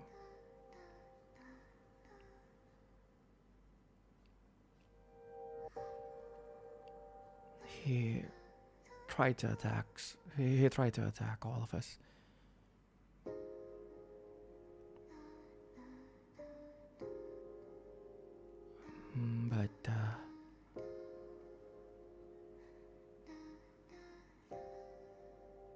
But Perseus sided with us and left him and a few other of his men in the outpost. Oh, outpost. You mean Karnas? Yeah. You know that person? Karnas de Tarte. Well, midway we also reached the outpost, and to get here we have to pass there, and well, we kinda got into a situation with him, and well, we won basically against him. I see. But yeah, we stayed there for a while and we left that place to run further, and I reached the station. Some of the fugitives from Luxeria that came with me actually reached Floria. Perseus managed to cut a deal with Nightingale at that time. But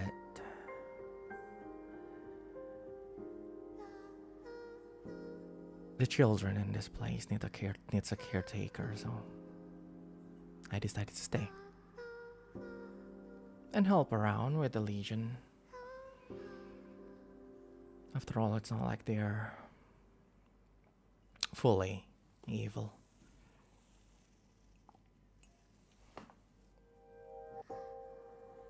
So basically you are not exactly with, not as in like a part of the Legion. Oh, no, I am a part of them. I see. I am not sure if they let you know about this, but Karnas, that guy mentioned about that the Legion is trying to revive Pandora to stop the war or something. Do you know anything about that?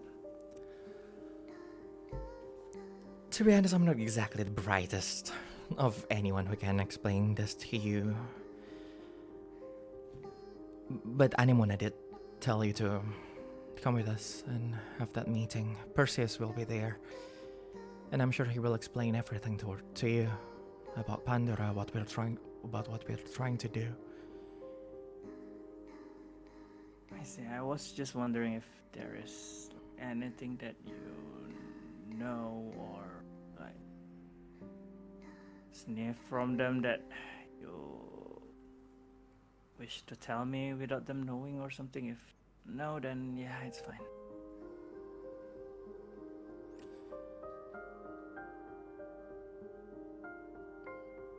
They need Castia No, they Yeah, do that's- not need Castia. They need the Maiden of Ignis.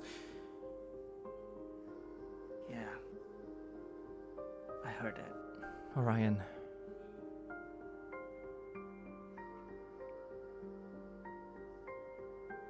I agree with them that the world needs to be saved. That if there's a way to stop all of this war, then that's something that I want to work for. But if Castia is not willing to help with this, if she doesn't want to do anything about this, then I don't think forcing her is the right thing to do. It's a child.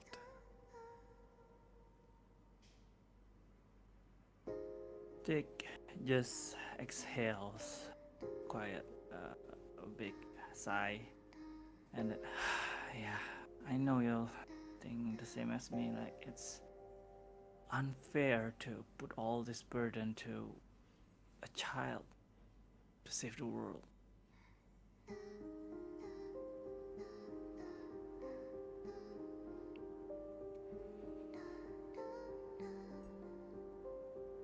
I'm just wondering if there is any other solution beside this, other than, like, putting everything on Castia. But as far as I know, it's not that I know a lot about this. I don't know any other. Well, I don't even know what's this problem about until the explanation after this.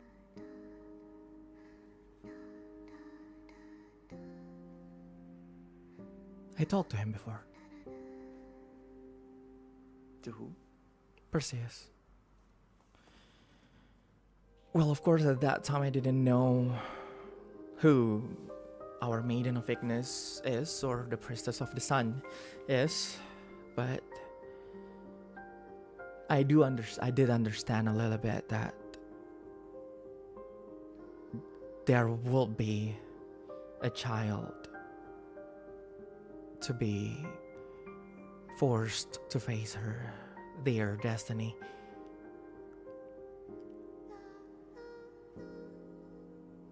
I'm opposed to that option, so I asked Perseus, is there any other way? Unfortunately, there's none. And that's why I stay here.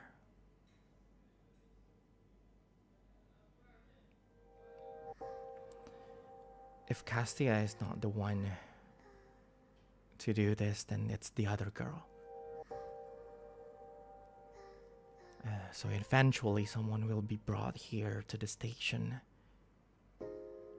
to face that danger.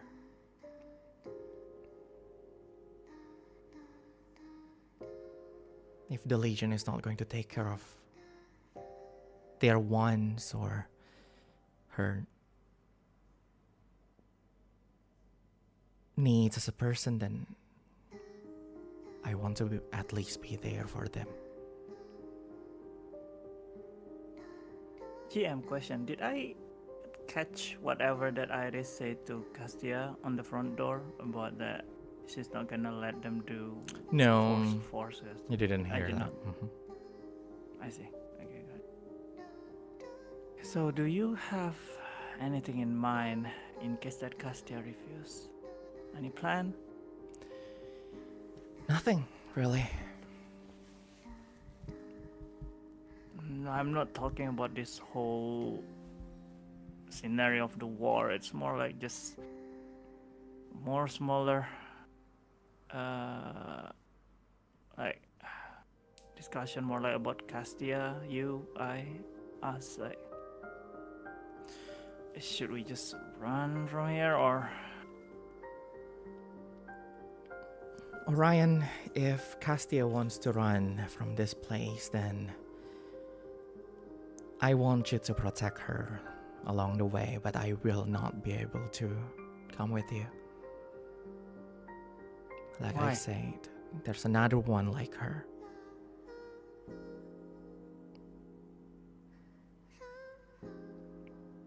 I mean, we could just go to the other girl too, and just like before the Legion reach her or something. That's the Right. problem. The Legion already knows who she is.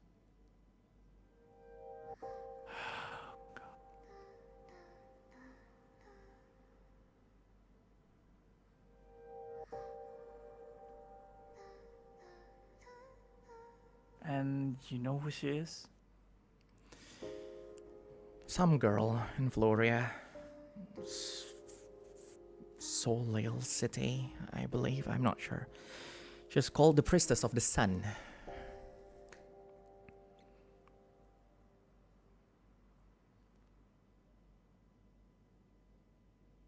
Priestess of the Sun.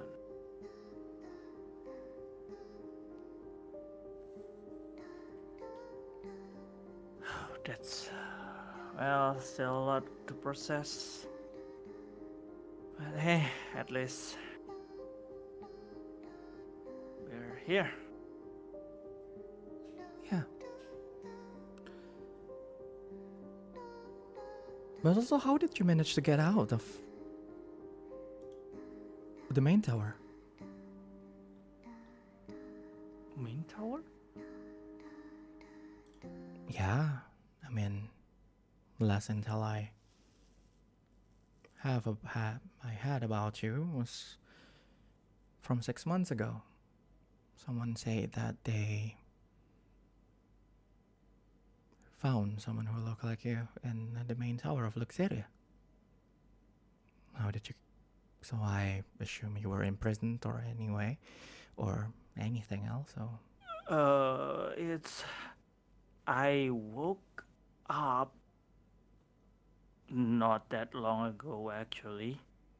So maybe they mistook that person to as me. I mean, I go straight to here from Luxeria using this train. Like, sorry, Jim. When 2 weeks ago? 1 week ago? 1 week ago? 2 actually. 2. 2 weeks ago. You woke up 2 weeks ago. Yeah, just 2 weeks ago.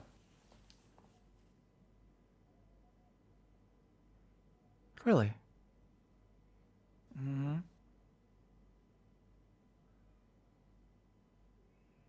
So this is not you? She take like a small notebook from her pocket. It looks like she keeps a journal and she opens it. Take out like a photograph. This is not you. She put it on. She put the photograph on the table.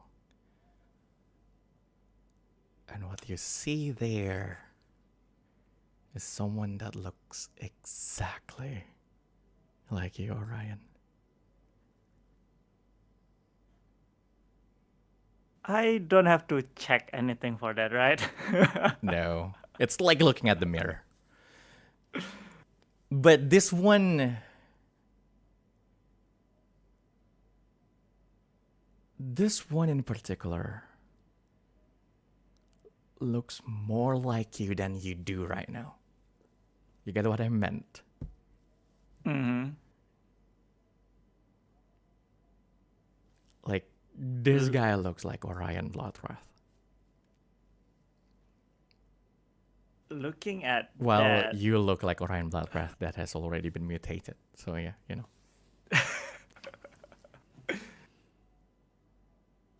looking at that, like he just know that that person is Orion, but confused.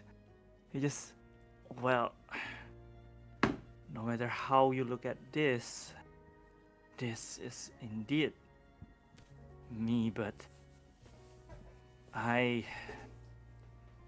You don't remember. I don't. Well, there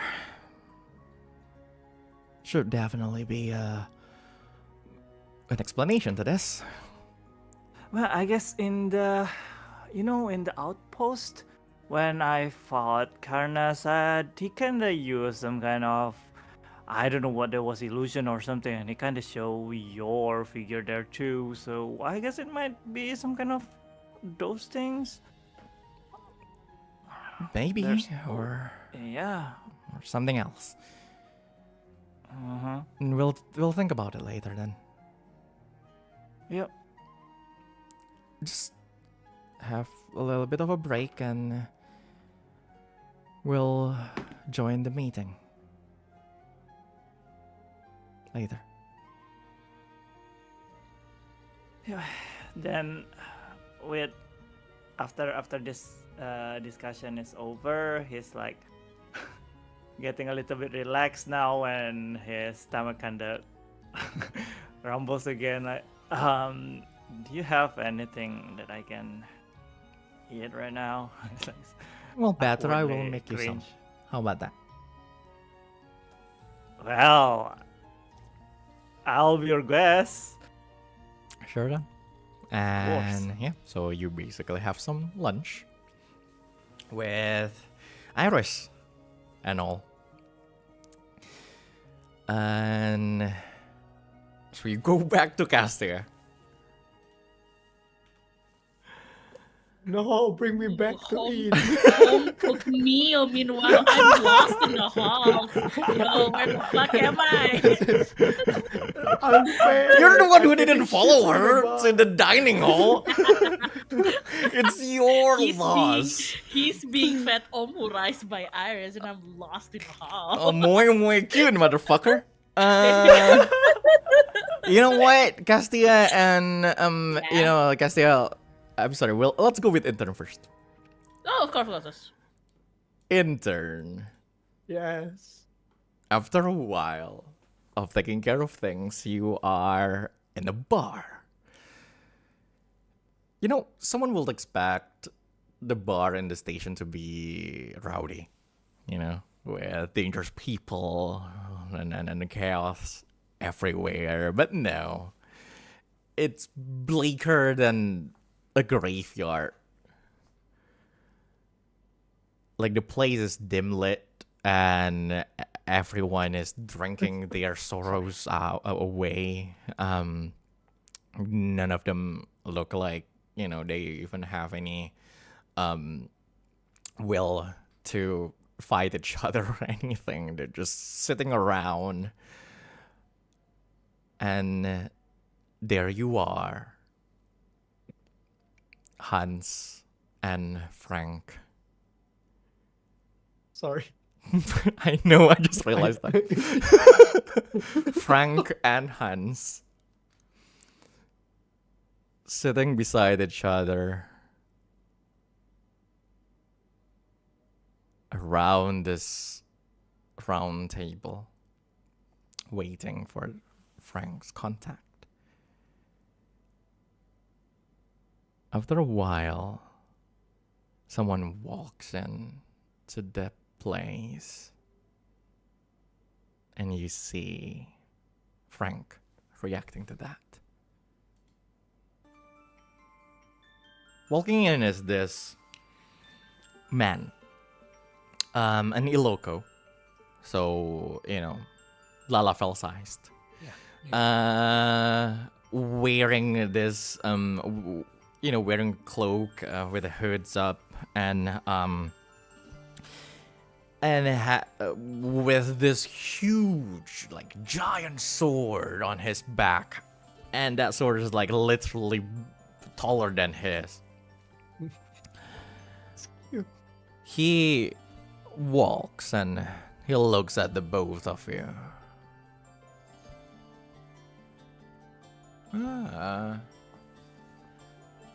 Frank, an intern, I believe.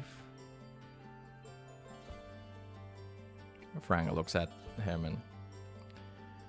and I'm sure you're our contact from Soma. Yes.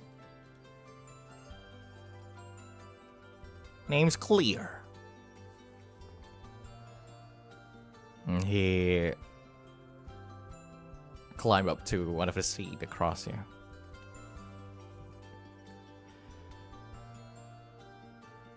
So what do you got? as I heard from my contact in the Florian army. It's a weapon. Am I right? Yes, yes. You are perfectly right, and it's a really strong weapon. How about this and like this one? And like Frank like basically pat your back, Intern. I was like, this one actually worked on that weapon directly. Come on, just explain what it is. Like, explain what it is, Intern. Sorry.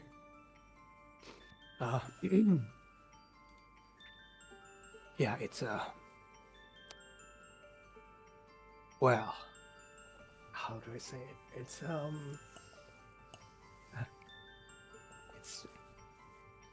basically a weapon that can wipe out an entire region. I hope I'm pretty clear about that.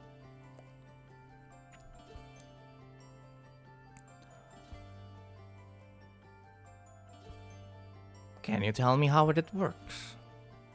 This weapon of yours. Well, I don't actually. How do I say it? I don't actually know how to explain that to you. But I'm guessing that you have people that can actually make it work or actually understand about this weapon that I'm talking about. So do you not understand how it works, or do you not want to explain it to me about how this weapon will work? Well, depends on what's actually and who you people are, actually. Because Intern is still, is very skeptical because Frank has been doing this kind of shit for so long. Sure. Yeah. The Iloco eyes that's lighting up as usual, like start to like turn its shade to a little bit of like a reddish shade. Like he squints his eyes and he looks at Frank. Just to be clear, I'm here to help you get this thing out of the station. If you don't want to be helped, then suit yourself. Frank looks at you. Just do it, man.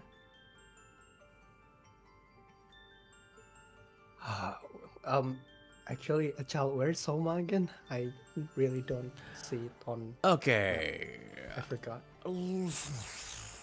Roll. Sure.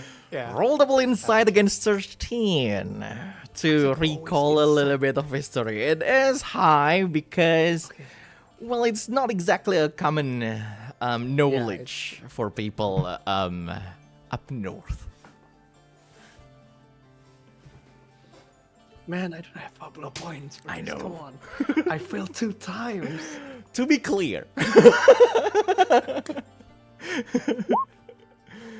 God 8. damn it. Alright, Sure. You're not exactly sure where Soma is. You're not exactly sure what a Soma, what Soma is, but you do understand that it's probably part of the humanity army. You're not exactly sure, but yeah. Huh.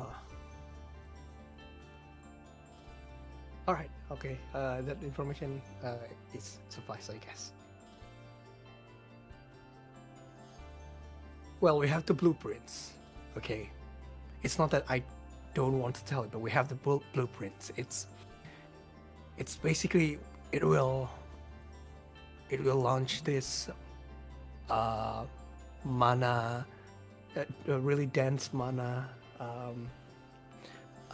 particles into the sky and just and just drop it into a region, and that's it.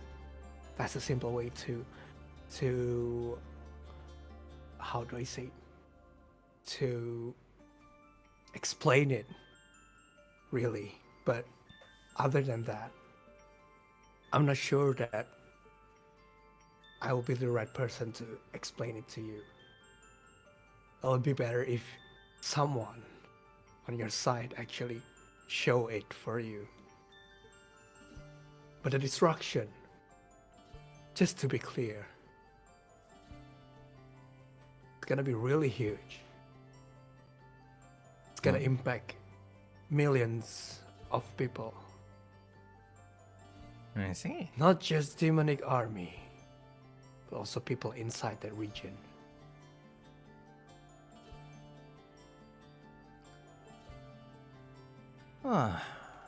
So what Commander Silvershade is saying is right.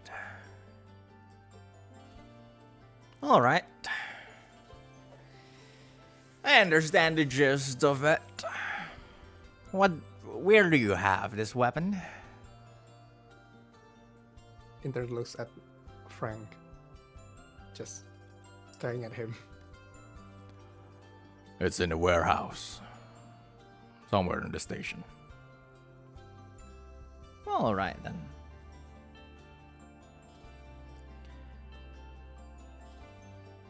I know a way to get that thing out of here alongside with you to Floria. The Commander Silvershade will be able to receive you, welcome you with open arms.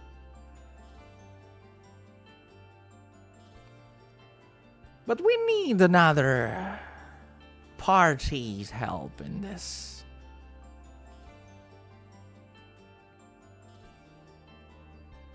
Well, what do you need?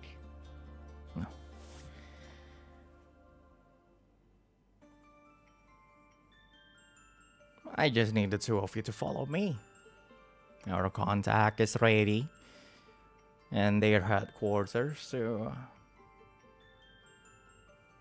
receive our help.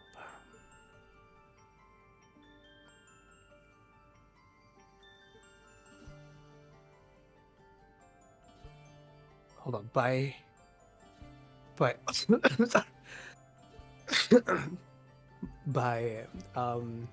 by us, do you mean just the two of us? Like, we'll be going out of Floria, or is it possible to, bring some more people out of Floria? Mr. Intern, just to be clear, I am here to help you transport a weapon, not evacuate some people. So yes. In fact, the reason why the two of you can't even come with me, was the fact that the two of you are the ones who know how this thing works and how you can operate this thing. I'm just a military operative. I can assure you we can find a safe route towards Floria through our contact, but after that, this mission is only about transporting the two of you and the weapons. I can, in fact, bring one more person, because 3 people was what you told me before, Mr. Frank.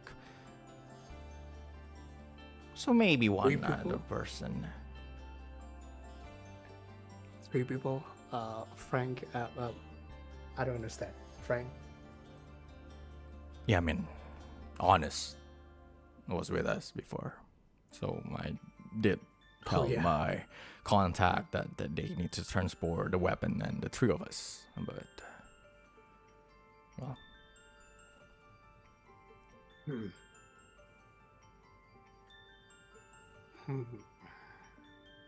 Say, how long will you stay in station again, Mr. Clear? For a while. I am stationed here, after all, in the station. Well,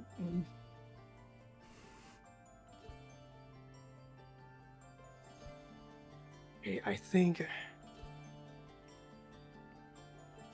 me and Frank need some preparation to do first, and probably we need to discuss all things first before we proceed to your plans.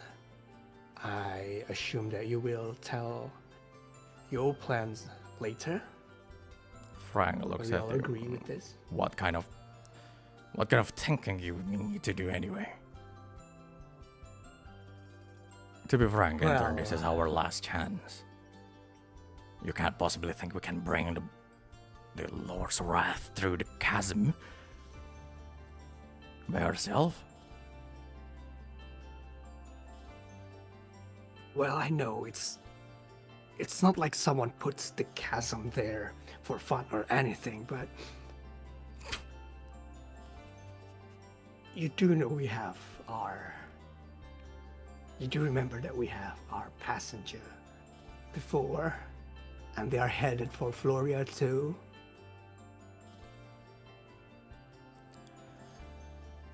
They can find another way. They can find another way after they did things protecting our trains and all. I don't think that's it. Here's the thing. We do really need to think about this first. After all. Well, not the weapon, of course. Not just the weapon, but also me. And you. Right? Unless Mr. Clear here has someone who actually really understands about the blueprints and work on it. I think I'm one of their, how do I say it?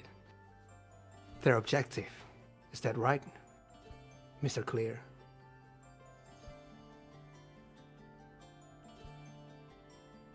Francis?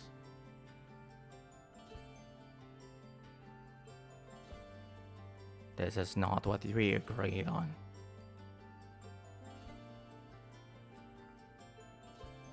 You can see people around inside that place. They all stood up Oh my god. and have like weapon like drawn, Wow. swords and guns and everything. And someone walks This from is about to happen. someone walks from the corner of that room. Walks slowly, and like he take out like this pair of glasses from like his pocket and like wears it. He's wearing like this military-esque like clothing. And he sits beside Clear. I see that negotiation fell through, Mr. Clear. It's not that the negotiation fell through. Frank actually already agreed on this. It's just this one is trying to mess with everything.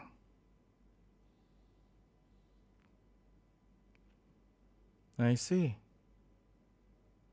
The guy smiles at you. Mr. Intern, I believe. Mm-hmm. And who are you? I hope you can. I hope for you to set aside your personal mission in this. But this whole thing is already... all plans have already set. And this doesn't just involve our people. This also involves the army of Floria. And the army of Soma, obviously. And your friend here, Frank. He smiles. Nice to meet you. My name is Tristan. From the Legion of Pandora.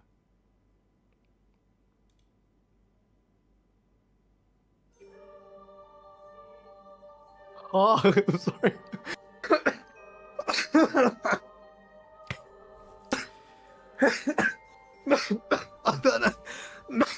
Good job, GM. You killed him. Oh god. Oh god. Oh my god. Dude. Take a deep breath. Take a deep Please don't breath. actually die. Are you okay? Take a deep breath. Please don't Drink, actually drink, die. drink something. Go. Take a deep breath and like have some drink, you know, some water is good and everything. Yeah. Okay.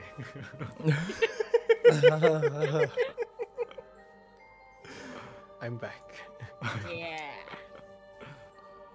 Tiba-tiba kalau Yeah. it's I don't know. I think I spoke too long. Have some water, bro. Have some water. Take it thank you, easy. guys.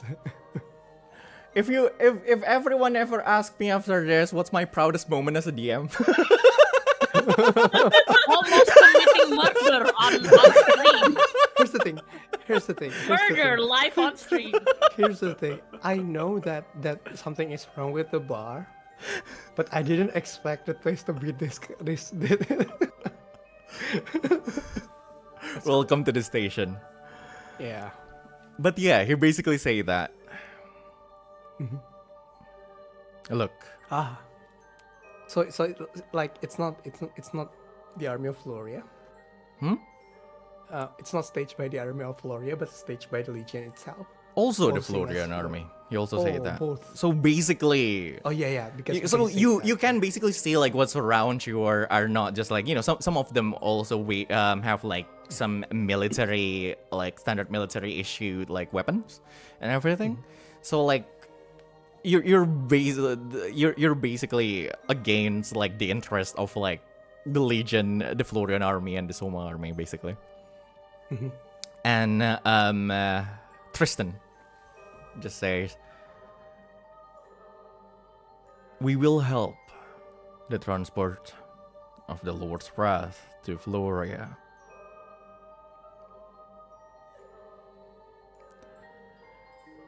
That's part of the deal that we had with the Florian army. And he raised his hand. Think about it carefully, Mr. Intern.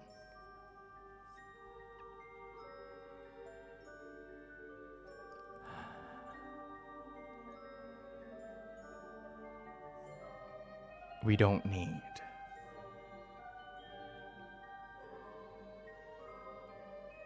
a runaway mechanic from Luxeria. Take this as an offer for mercy and kindness. If you're willing to help us,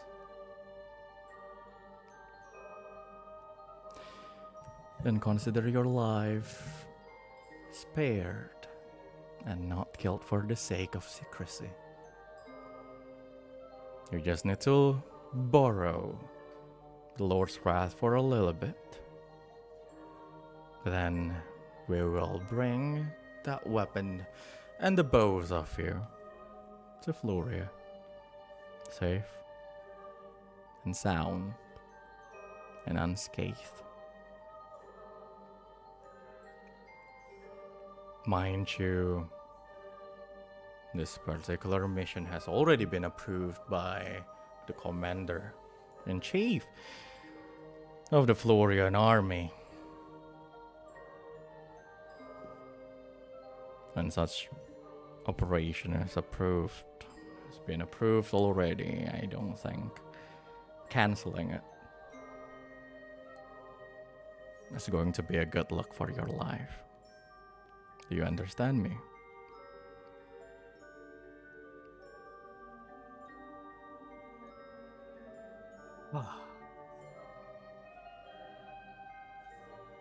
Intern just looks around all the commotions and all the people that's standing there. Like, oh well. Now I can see how our life's worth. So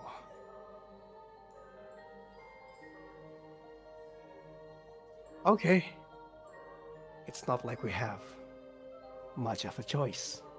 Intern actually, despite how he, coldly negotiate quotation marks and all, he actually word trembling there, cold sweat.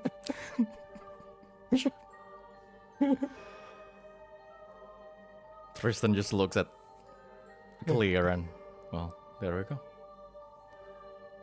Well then I'm sure everything is clear. He looks at the both of you with a smile, with a wide smile on his face. It's just like a laugh. Tristan Okay. just, then follow us. There's a lot of things to be explained by our leader.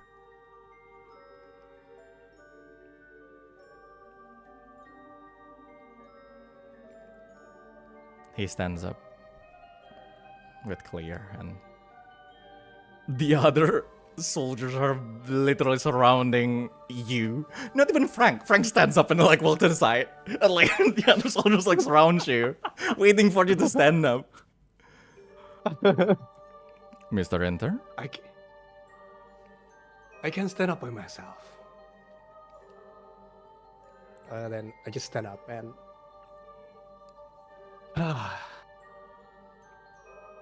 please lead the way.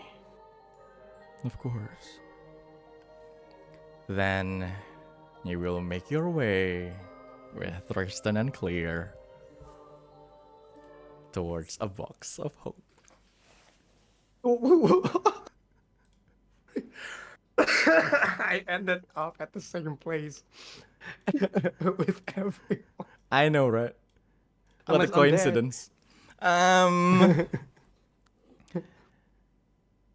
And we go back to Castia. Hi, Castia Kane. The alternate orphanage, a box of despair. But it's like, no, it's a box of hope for everyone. And all the sins of humanity. Get it, Pandora?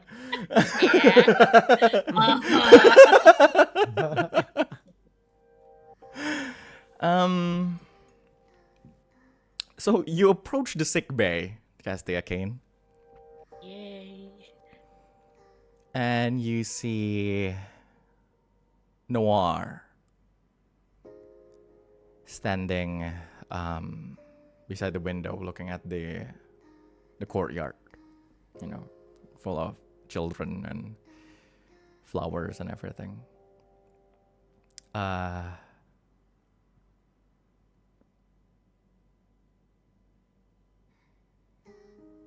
What do you want to do, Castia?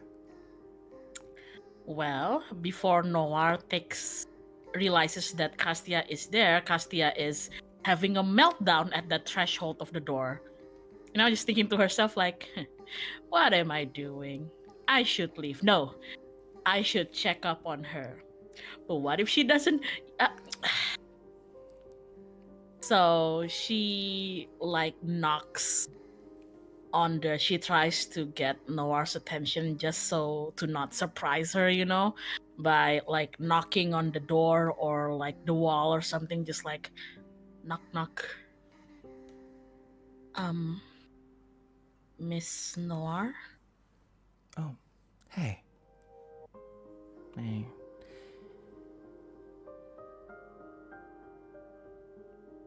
Do you need anything?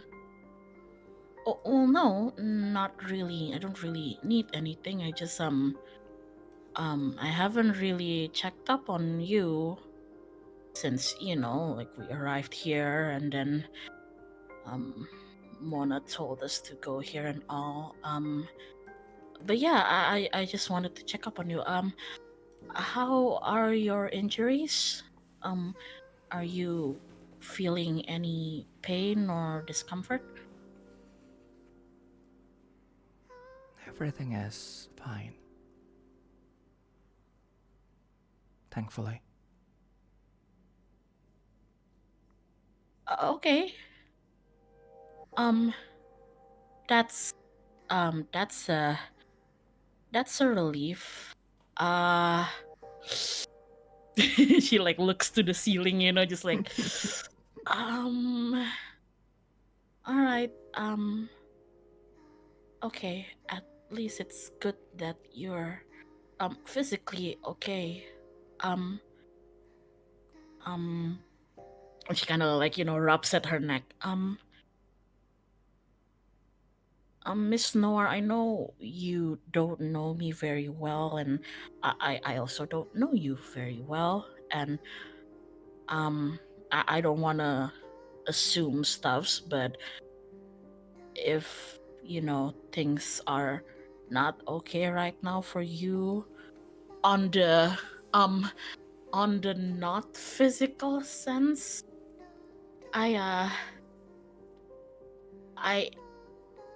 I'm not sure what I can do to help, but if there is anything that I can do to help or somebody else, do let me know. I guess. She looks at you. Thank you, Miss Kane. But I'm alright. She looks away again as she says, I know what to do. You can see some oddly determined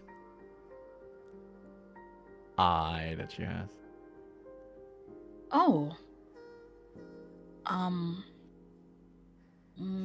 What would that be? Oh, I mean, if you want to talk about it, if I don't need to know, then that's also fine.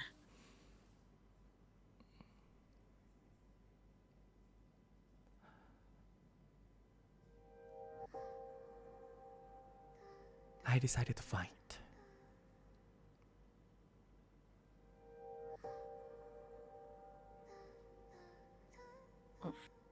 Fight.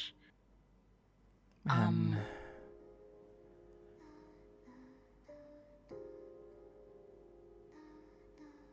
now I know what to fight for.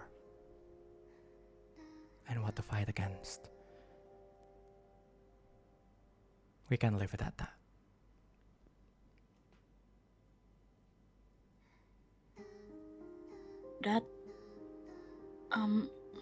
That's good to hear. I'm glad that well, to tell you the truth, I don't really know how to word this out, but I'm glad for you, Miss Noir.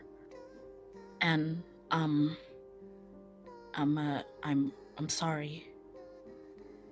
Well, that's two I'm sorry's actually. I'm sorry about what happened to, well, Mr. Kieran, but I'm also sorry if whatever I said to you back on the train was a bit. Do you want to slap me? Because I don't think I want to. okay, good, because I would prefer not being slapped. But I'm glad, Miss Noir. Well, if you're all good right now, that I'm just gonna go.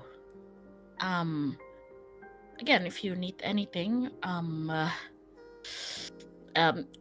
Castia looks around. Are they alone in the sick bay Yes. right now? You are? Okay. The window goes to the courtyard, right? Yes. It doesn't go outside, right? Yes. To the outer. Damn. Well, anyway. Damn. God damn it. God. What the flip? What the scallop? And Castia like starts, turning around, just like, all right, I'm just gonna go then. I don't wanna bother you too much. Oh, Miss Noir, can I ask you for a favor? If it's okay with you, I mean, What is it?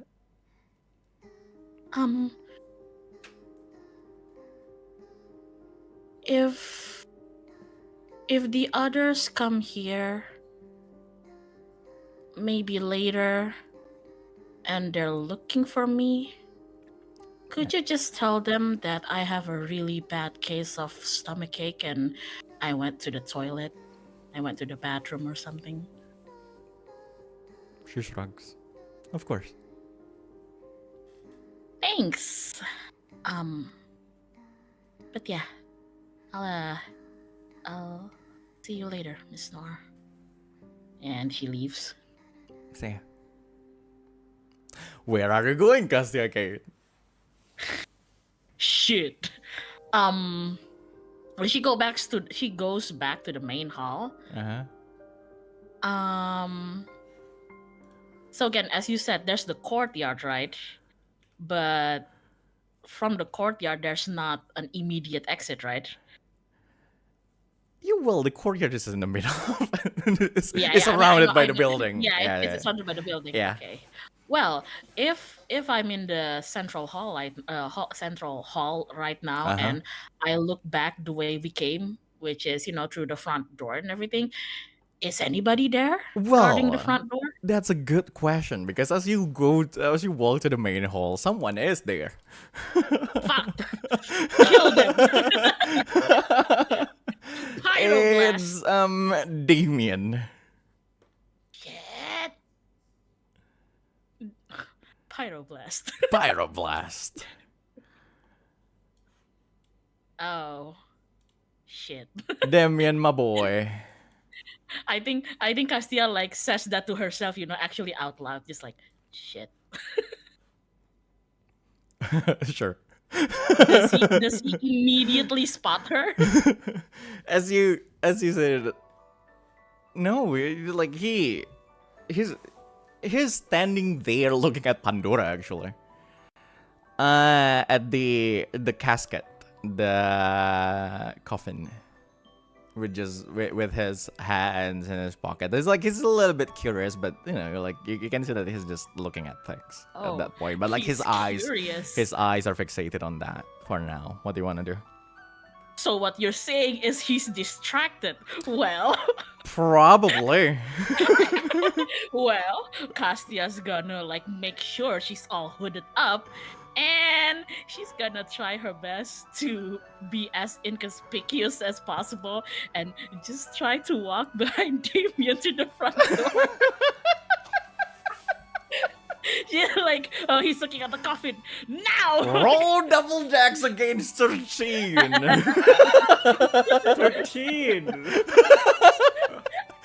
Dude, it's like it's an open hall and it's like in the way. Well, of course it's against 13. So roll double decks against 13. I have to give her a try. Well, 5. Are you going to tried. accept that 5? Yeah, I'm gonna accept that 5. I'm not gonna use the Fabula. Sure. You basically walk past him, trying to sneak, but how do I say, like there's some surface on the wall and the pillar that is like reflective, right? It's not a mirror per se, but like it's reflective, so like he definitely noticed the shadow and like he turned that way and Castia, what are you doing? And Castia, like, she kind of stops, not immediately, but slows down, and you can hear her mumble to herself, how did he know it was me? Fuck, how did he know? And she just, like, stops and kind of turns around, like, to Damien. And she's just like, "Oh, hi, Damien. I didn't see you there. Um, like if I saw you, I I would have said hi, you know, if I saw you, but I didn't. Just So go. what? You're clearly walking towards the front door. Don't let me And she's stop like, you. "Oh, is this the front door? I thought that this was the door to the halls to my room. Guess I'm just a little bit clumsy. Sure. But yeah, don't let me stop you from and she looks, you know, she also looks at the coffin. Don't let me stop you from admiring the hall. I'm just gonna, you know, she, you know, just like slowly, awkwardly starts to like shift a little bit closer to the front door, just like, don't let me stop you from doing that. I'm just gonna Castia, go. Yes. will you be okay alone? Um. Uh. I think so.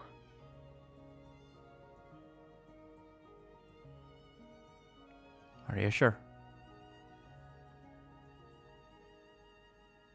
Well, no, but it's more like I think I should be alone.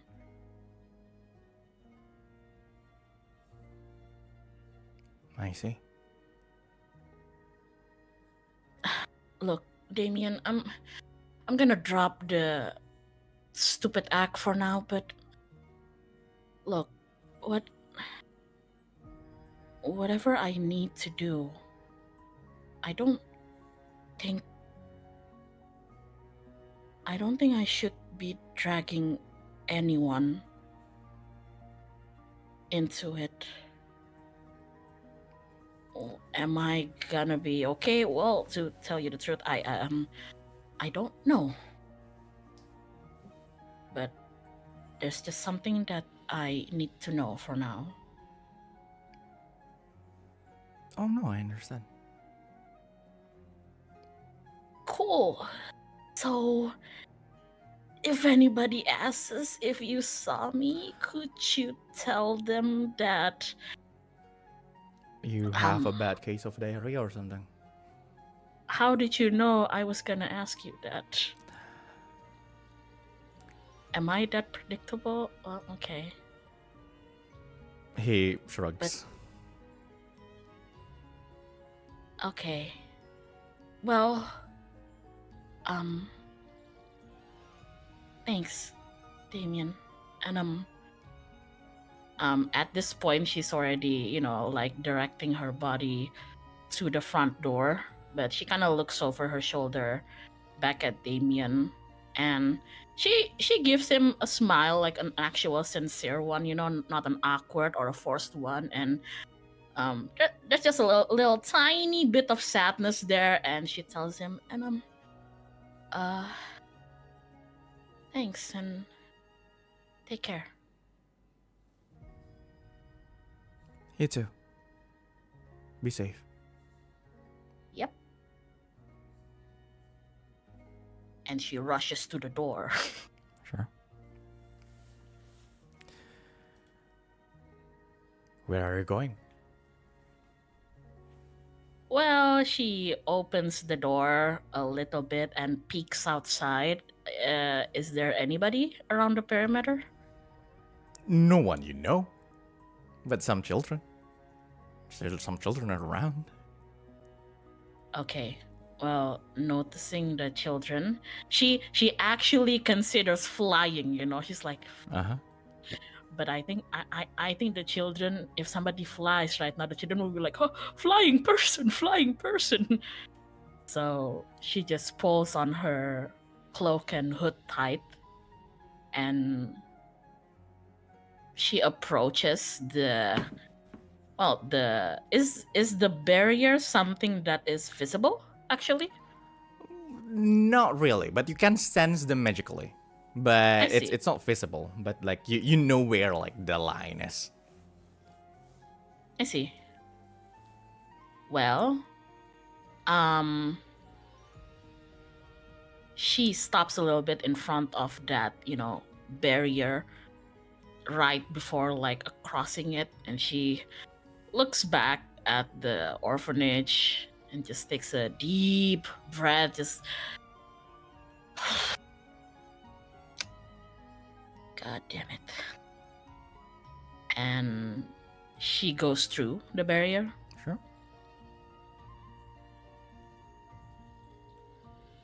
As to where she is going, the direction. I mean, she obviously recognizes the direction where they came from, which is the station, right? Mm-hmm. Are there a road or any roads that goes elsewhere? Well, technically, you are still in the station. And Oh, well, yeah, see. technically the orphanage No, I mean is the, in the, the the, station. the, the train station. Okay. Yes. Well, there's the other places. It's like it's a huge place, like a small town that cascades down to deeper into the underground. Yeah. So you can basically go anywhere. Like just not either road. Like it's like the moment you reach like the moment you cross that bridge over the pond, you reach like an open area. Basically, you can go anywhere. Where are you going? Where are you going exactly? Well, she has the coin that Mr. Vought ever gave her, right? Mm-hmm. With the specific symbol, and then she also remembers the name of the bar, which I believe is Midnight, I think. Yes. Yes. She's not really too keen on immediately like asking the local, like immediately asking someone. So this might be a bit confusing, but I think for now, she's just gonna stroll wherever while trying to locate the bar, just simply from like reading each store's like sign, Sure. The huge question is like, how determined are you to find this place? Are you going to spend like the whole day until you find it, or are you going to like, if you don't find it at the end of the day, you're just going to go, just going to go back to the orphanage? I think if she went back to the orphanage, people are gonna be mad at her. So her line of thinking right now is that she has to find it. Sure. Even if it means that later on she gets lost and she has to ask a local, so be it. Okay, so basically you like, no matter what, you need to find that place, basically. Yes. Sure. Then you probably will. As we go, we will set that aside, and we will go to the others. I believe for Stygg, Stygg, you will attend a certain meeting, and I believe, Intern, you understand that you will attend the same exact meeting. The question is, Lumiere, what are you doing? Well, I'm still in the room, right? Yes. Also, technically, joining your brother in this meeting is also technically an option. So, what do you want to do? My question is like, the meeting is like anytime soon, or Right now. Right now. Yes. So you basically, if you go somewhere else, you will not join that certain. I am curious of what they're gonna talk about, so I'm going to the meeting. Sure. As we go to the scene, we will start the scene without any players. No, you will not get Fabula point from this. Give me at least one.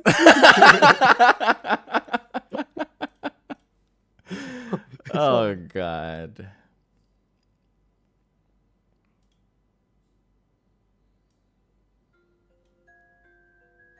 Somewhere in that place, a meeting of a few people could be heard taking place. A voice that is stern and strict could be heard from inside. What did you just tell me, Percival?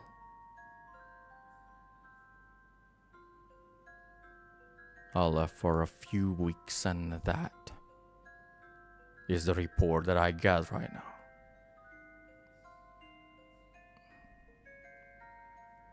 Sir, I don't know what to tell you, but Lord Lucifer was right about this. Lucifer was right about that decision. What about you, anyone? Do you agree with what Lucifer is trying to do? Killing the princess of the sun? Perseus, we have the Maiden of Ignis with us. The only thing that we need are the Dragonite crystals. The princess of the sun's existence will just hinder our mission, and killing her is the right decision.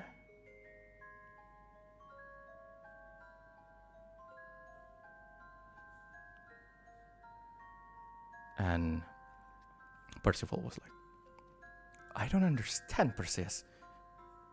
Why do you... That is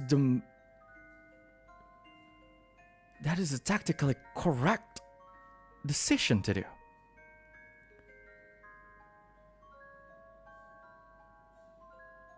She's just a 16 years old who was given something that she didn't want. Fate, destiny.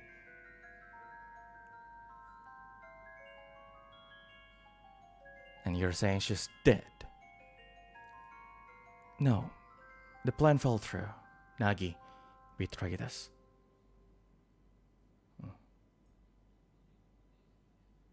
Thank the Uranea for that.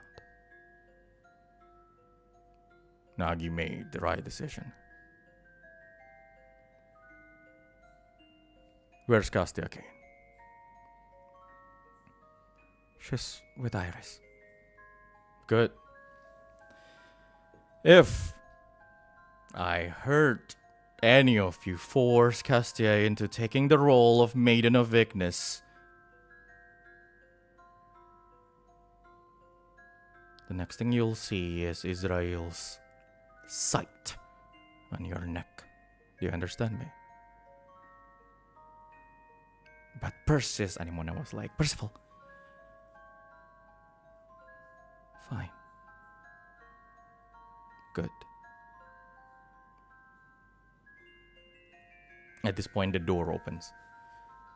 Walking into that room are 3 people, actually. Iris, Stygg, and Lumiere. Seeing you, Lumiere, Percival was like, Lumiere, what are you doing here? Not allowed to be here? Well, I mean, let her be, Percival. Question? Go on. Did I heard the conversation before? No. No. Okay. All right. None of you Okay, heard of that conversation. But you Okay. see this guy who Percival called Perseus.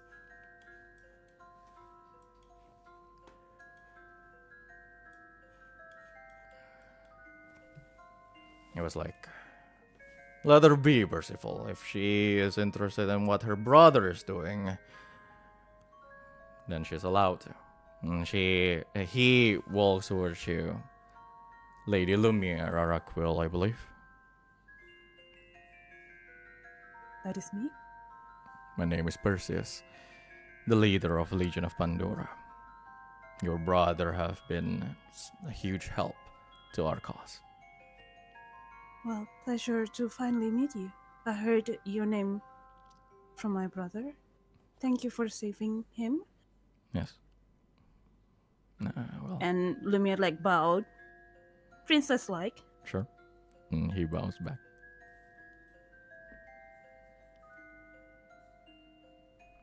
Perseus looks at Iris. Percy? And this is Anemone was like Stygg.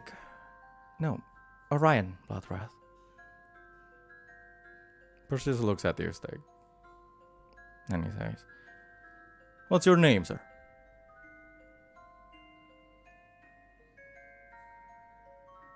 Please let me think a little bit. Mhm. Well, you can just call me Stygg. Then I will call you Stygg, then. Not Orion Bloodwrath. He looks at Anemone. Yes. Sure. Thank you for being here. There's a lot of things that I need to explain. Because we need your help. Before that, I cannot see Castia and Bruno here. Where are they? Bruno is here, Stygg.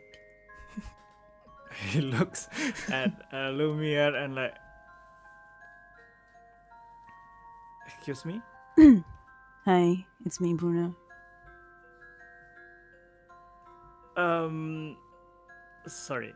He takes like a thinking pause a little bit, like. And Intern, aren't you curious as well? Did you got some kind of magic or something that turns you into a girl or something? It's not magic. It's not magic. I just hide my face. Okay. Hey, I'll just leave it at that for now. I'm curious about Intern though. Intern's reaction. Enter is not there. Oh, yeah, he's not there yet. Yeah, Yeah, he's not yeah. there. So, Okay, but where's Castia then? as you ask that question, Noir actually walk in. Castia is resting in her room. Damien told me just now. I was looking for her. Oh, But I do believe that this discussion will heavily revolves around her, so I do believe that she should attend this one. No, is she okay? this doesn't involve her yet. I see. And Lumiere looking at, eyeing at Stygg like, okay, without her. Sorry, I cannot hear that. As a player. Yeah, Yeah. same. Are you sure? Are you sure? You can just say you whisper something. It's fine. Okay, yeah.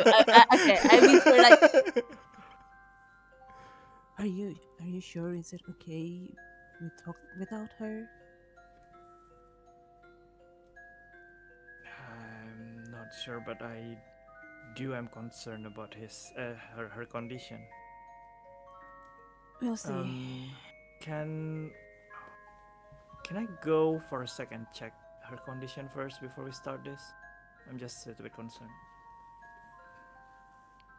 Yeah, can we go and check her? Perseus looks We at won't the take both long. of you. Let Castia Kane rest. This conversation doesn't concern her.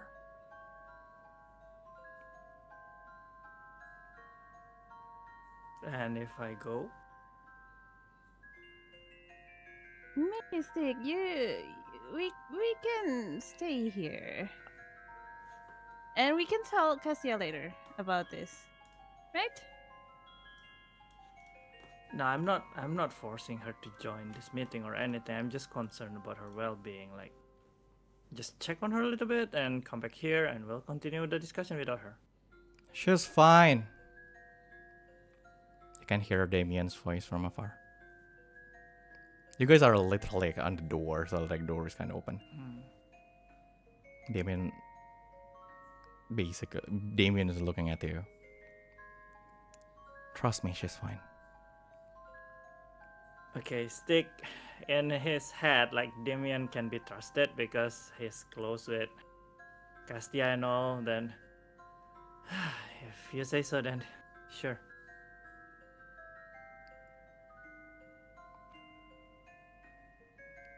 Perseus just nods. Then close the door. I just basically turns around and like close the door.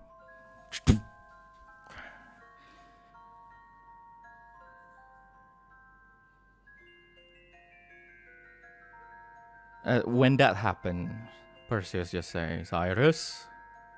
Yes? Why did I hear about some betrayal from your side? I'm just thinking about the children and the Maiden of Ignis know about Castia that Percival is trying to force to join us? Oh, also Lady Anemone as well. I see. I understand. But from now on, remember, you're part of the cause. Yes, sir.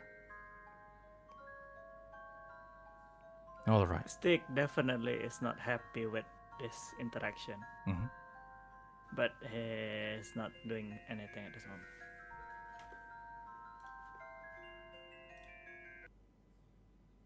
Perseus looks at the two of you, Lumiere and Stygg.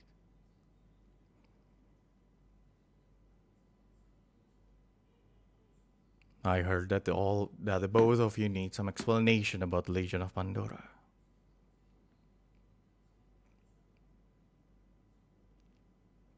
We've been dragging around here. You technically forced my friend to come here. I'm eyeing at Mona.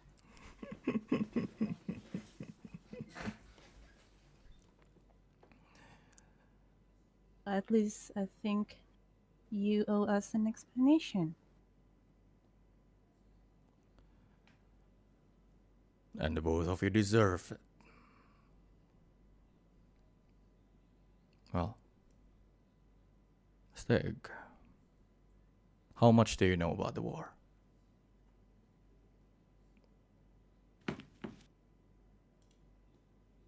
How much do I know exactly, GM?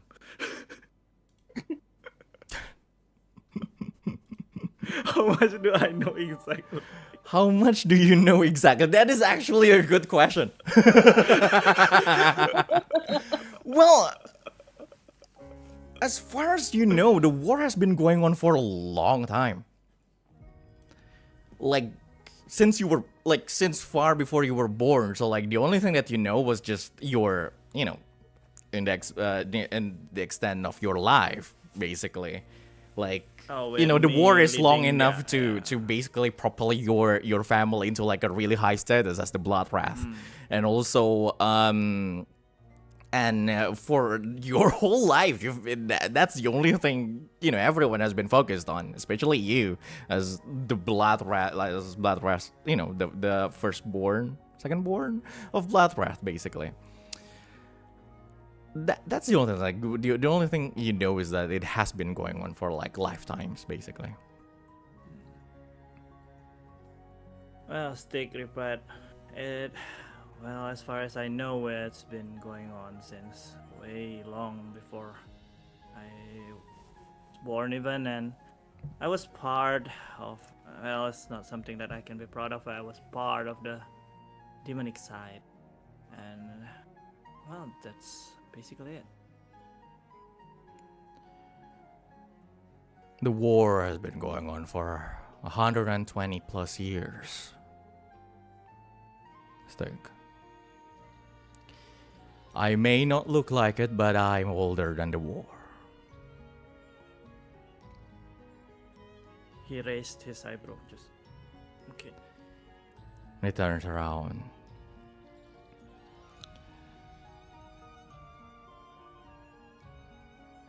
Anemone is a little bit younger than that. But out of everyone, I'm the only one who knows how the world was.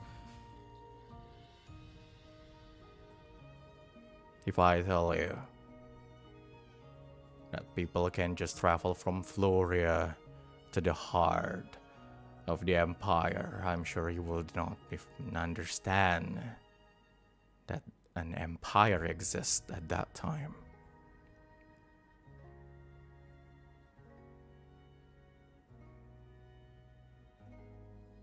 It's not supposed to go for this long, Stygg. No war can last this long.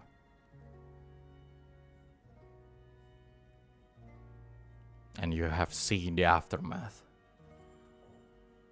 Earthbound. Was it? The word that you used to call the lack of blessings from Uranea.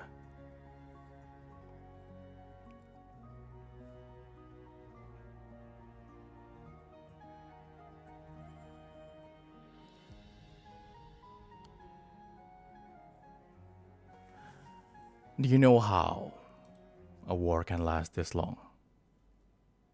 Stygg, have you ever questioned that? All your life, living in Luxeria as one of the highest ranking officers.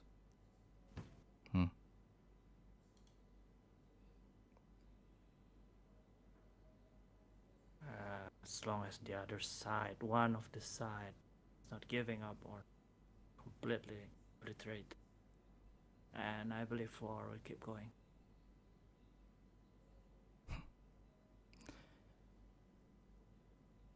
Exactly.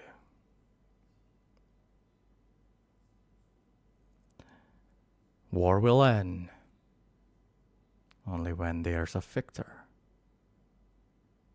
or there's truce to end the battle. But what if none of the side want the war to end?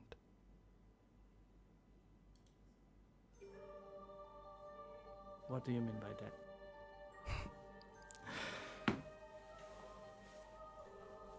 The demons, the angels, the divine army, the demonic army, and Floria kingdom right now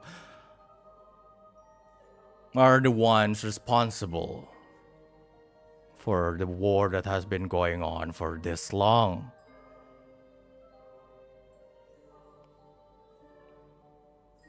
This war has brought so many things for them all. That is the reason why most countries, most kingdoms are led by the army and not any other side. Floria is no exception. Commander-in-Chief, Silvershade, is also trying to gain the upper hand of everything in that kingdom.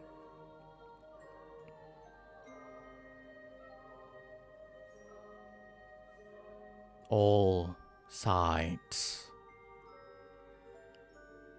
want this war to go on forever. Even you, or you, he points at you, Stygg, and then Lumiere. And everyone else. Children, especially those who live in this orphanage, to suffer for tens of years in the future. Maybe hundreds of years. But why would they want the war to keep going? It's strange.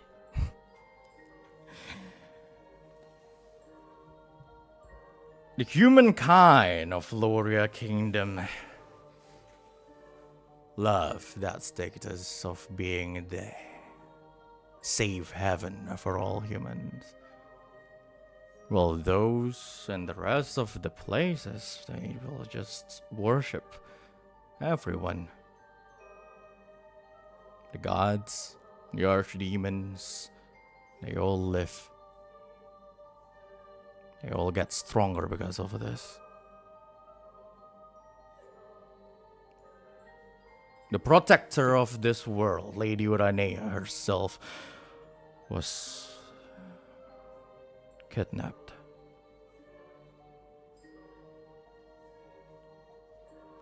By the other deities, just because she tried to protect all of us humans. How can you know about those kind of details?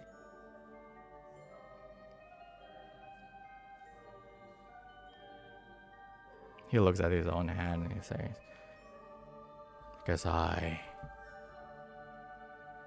went alongside my comrades, killed Bahamut with our own hands. Amit? But does it have anything to do with this?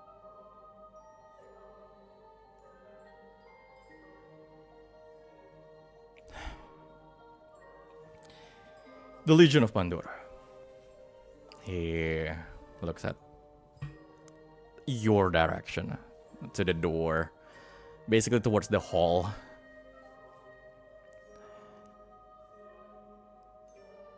We fight for the return of the avatar of Pandora, the originator, the one who was given the power by Lady Uranea herself. The problem is, she was killed by the gods and the demons.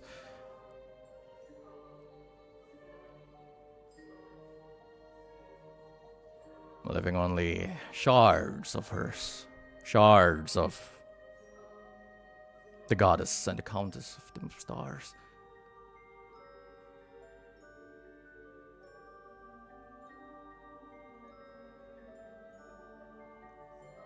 Why, you might ask? Because she is the only one who can replace Uranea's place and the protection of the world.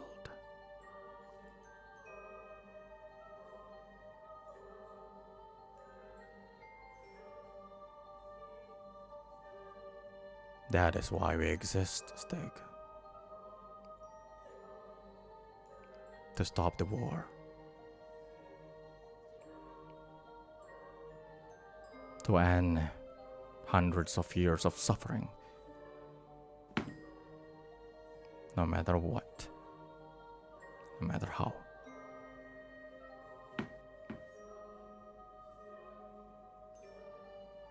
Lumiere look at Stygg like to see if he has anything to say. Stygg thinks a little bit, and actually whatever that he said kind of makes sense. So he like half mumbling like, so Uranea got kidnapped and the war started, and after that, if those military bosses somehow be able to stop the war, they won't be able to have their places on the top. That's why they want to war. So, Mr. Perseus, what is your plan to stop the war?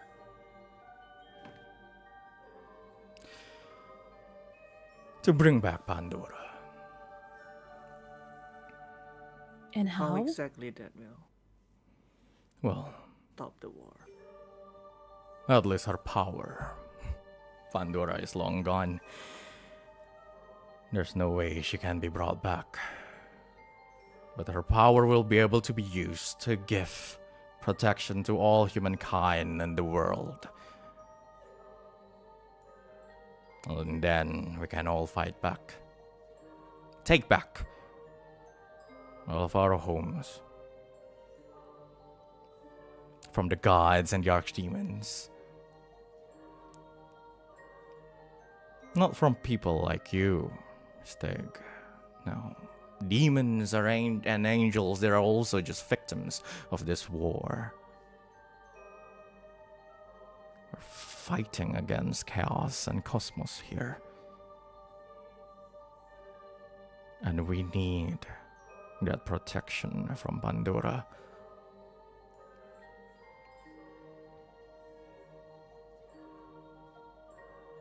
How are you gonna do that? How to get the power?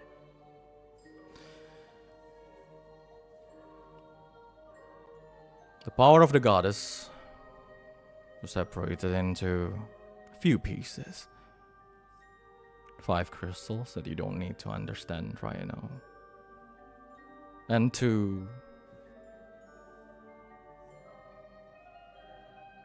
children. The Maiden of Ignis and the Priestess of the Sun. Castia Cain and the Priestess from Soleil City.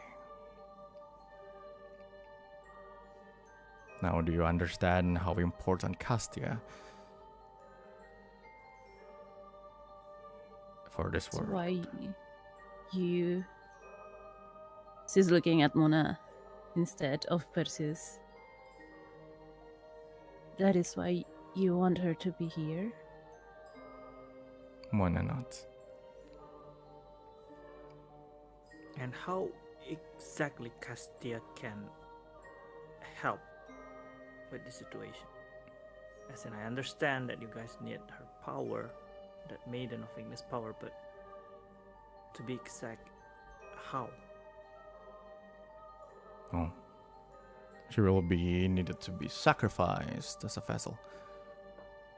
It's insane. Sacrificed? Percival just said. That's a small price for this, for the whole world, and Percival. You mean small price?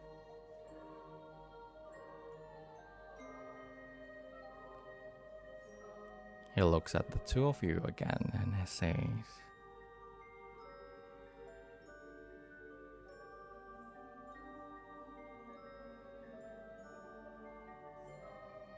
as bad as it sounds, that is the only way.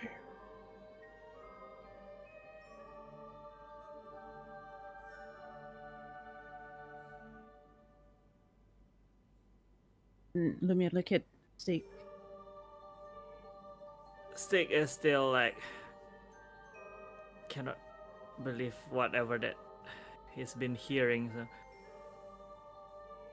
why do you guys think that Castia will cooperate? I mean, you're talking about saving the world here, but what about her? Are you saying that she's not important as long as the world is saved? Is there any other way? Perseus looks at you.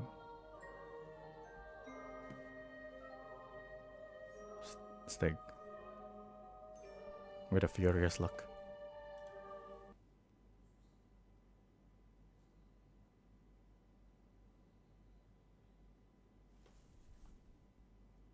You do not think I understand?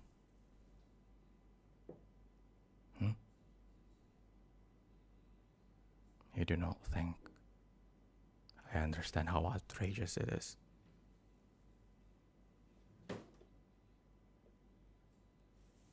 To be forced upon a role. For the sake of the world.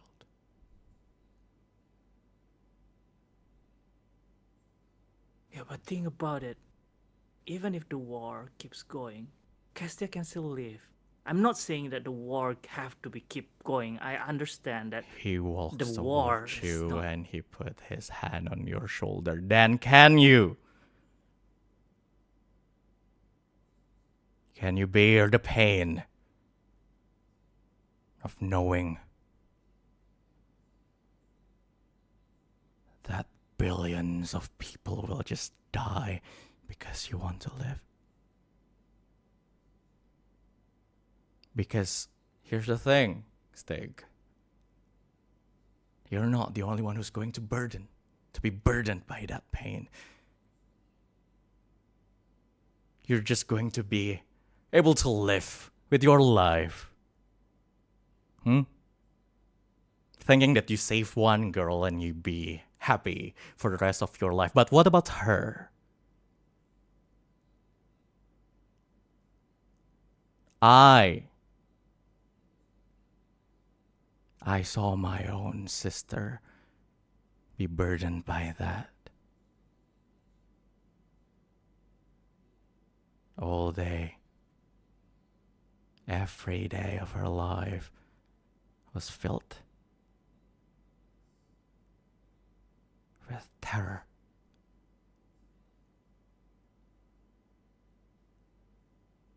Of the possibility Other that she way. is responsible for the death of countless of people, only for her to be abducted by the DTs. You don't see the problem here. Stygg shows his hand. Do you think I don't understand? With all the lives that lost because of me, if I can save the world by sacrificing my life, I'll be gladly to do that. But we're talking about a child here. Then let her choose.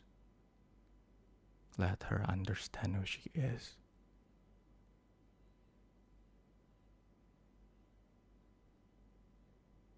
Nobody is talking Iris, about you're forcing agreeing her. with this? Iris looks at you. I do not, I told you. I do not agree with forcing her, and neither did Perseus.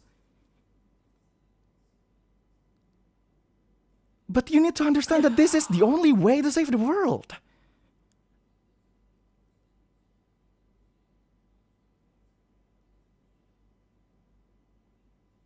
No, there's no way this is the only way. Maybe you haven't looked long enough.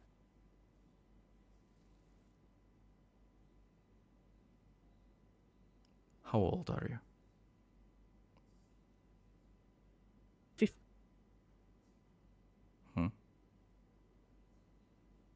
15. That times 10. That's how old I am. That's how long I've been burdened by this. That's how long I need to see my sister in a casket forever, robbed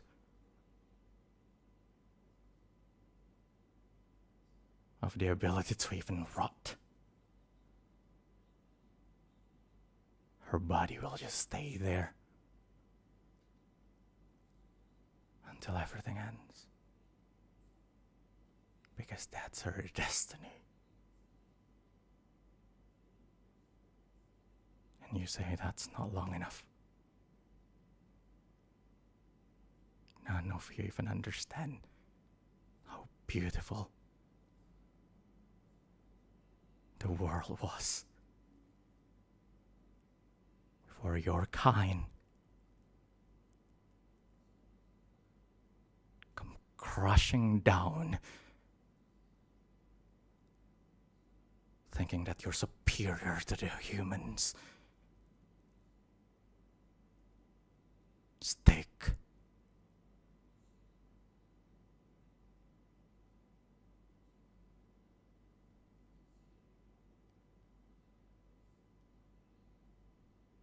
He puts his hand, as Stygg put his hands like on his you know, it's like how to say it, on his hair, like you know, imagine when you're having a headache, kind of like. Okay, so you said that you'll make her make a choice. You will not force her. So what's your plan in case that she refuses?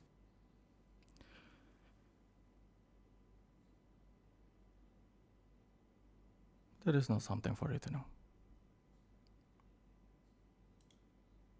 What do you mean it's not something that I should know? I should not know.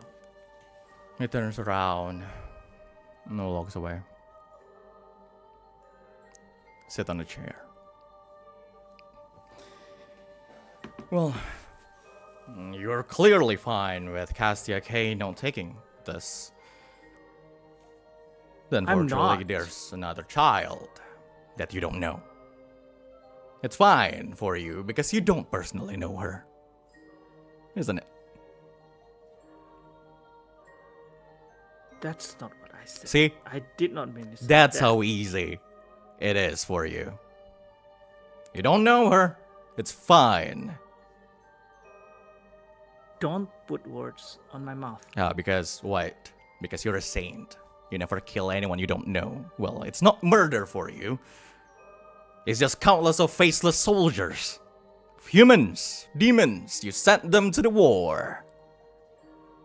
What do you know about how I feel about this? What do you know about how I feel?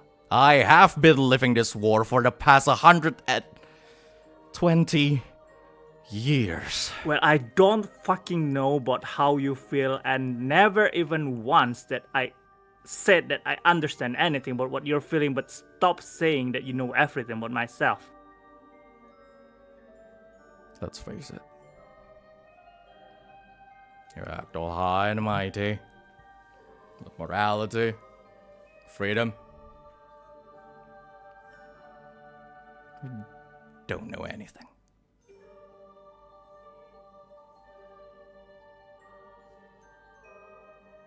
You just dance as a pawn of your father's.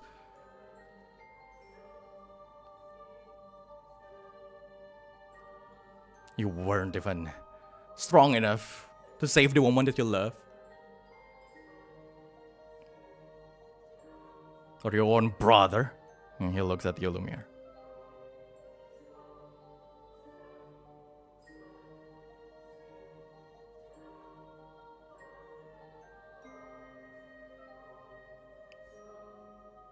You're not challenging anything. You ask me because you don't know what to do yourself. Because you don't care. As long as you're alive, it's fine.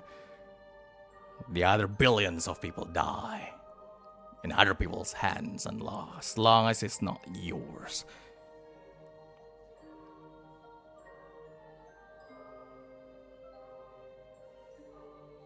You said this meeting doesn't concern Castia, but all we talk about was about her, about sacrificing her. Shouldn't she be here? Like the very person we're talking about right now, shouldn't she standing here and speak up for herself?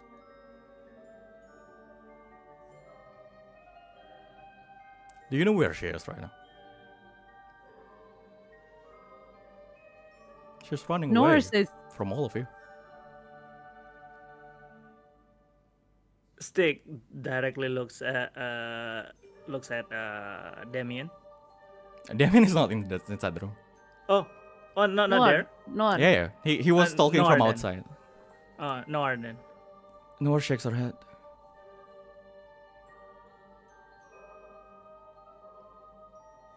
Anemona? Where's he saying? A while ago, I sense her presence crossing the barrier.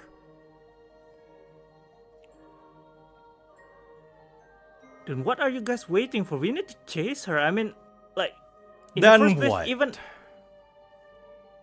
Clearly, the two of you also failed in keeping her around.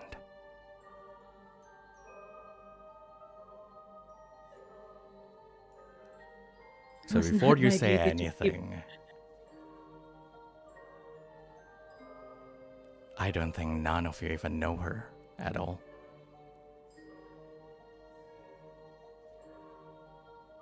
Well, as far as I know, she's not a prisoner. She's free to go.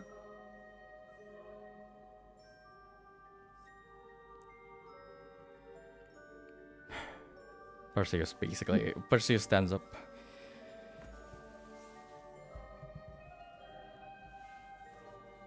The more important matters at hand.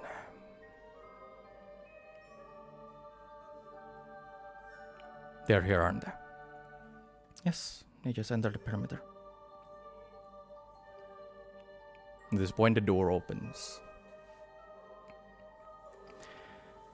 And into the room walk in 4 people. Tristan, Frank, Clear, and Hans Christian Andersen.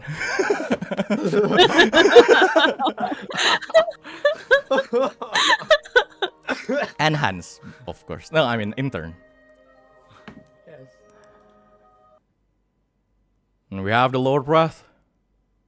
Yes, sir. I have the Lord Wrath with us. I see. Okay, Lumiere, look at Tristan that suddenly appear as well. Like, Tristan, you're here as well? Tristan just nods towards you. Later. Intern just like stare at Lumiere and like, you know this guy. Just giving gestures. And you see Lumiere was Lumiere is actually not Bruno. yeah, yeah. Okay, let me explain. Okay, so this Bruno doesn't look like Bruno at all. The hood is off, Sure. and the hair is long. You kind of And see the wavy. resemblance. That. You kind of me see the reset that. resemblance, but It's clearly a girl there standing. Let me So you reset. don't know me, maybe. You should not know that it No, is Bruno. No. Let me reset that. Let me reset that. Actually, I'm gonna- he saw I'm you, gonna st- right? What do you I mean did he not. doesn't know that you're Bruno? He saw me? Hey, he took off the previously- hood in the middle of everyone. Yang di dalam train Oh, kan the first one? Oh, inside the train. Yeah, the one inside the train is only yeah. Stygg. Oh my god, that's a long time ago. So yeah. Okay.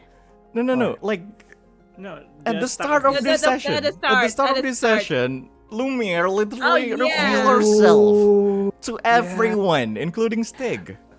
the one where Castia not me. also I was- also. I was told still no. revealed herself. You're still inside the Yeah. train, but I told you that you still saw it. Oh really? Yeah. Oh, okay.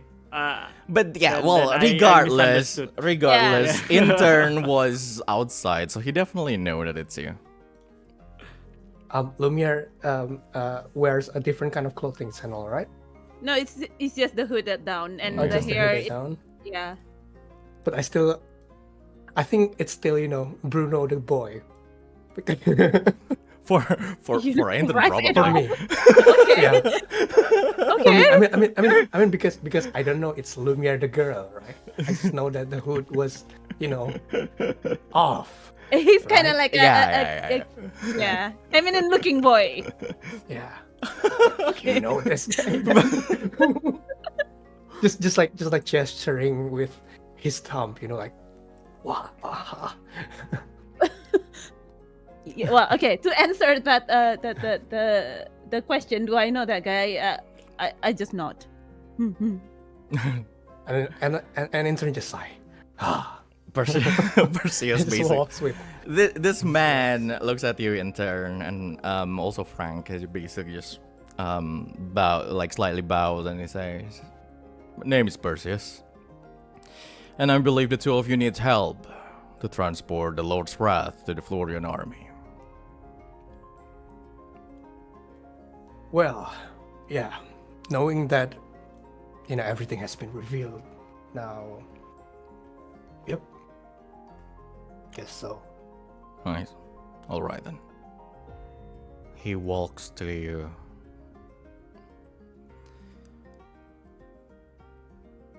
We will just need to borrow that thing for a little bit.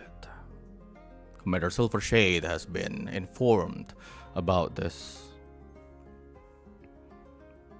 and approved of the trial usage of such thing. He looks at Noir. And I believe you are willing to join us. Yes.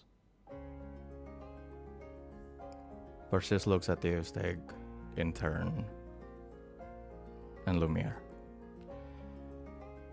The matter of whether or not Castia will choose to save the world is not something to be debated right now.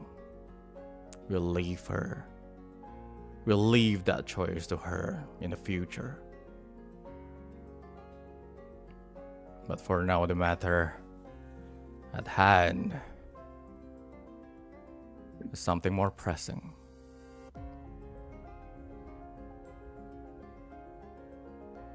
We will need to liberate Luxeria.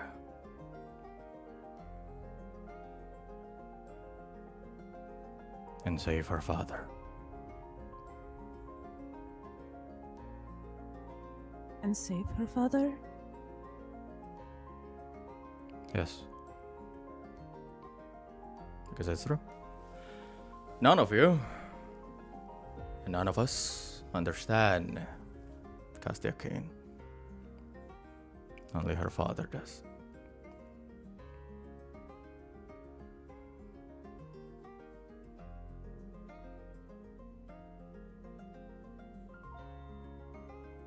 Finally, something that I can agree on.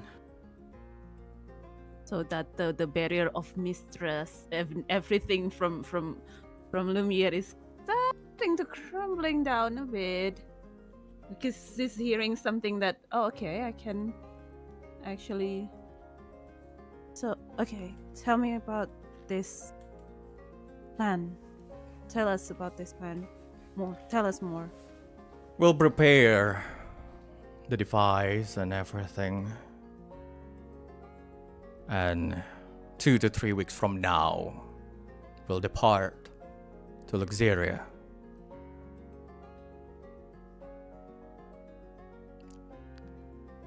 Our mission is to kill Cassius Valente.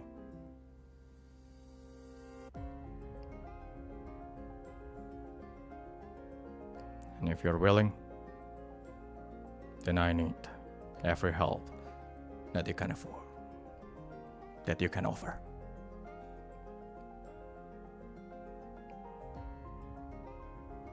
Stygg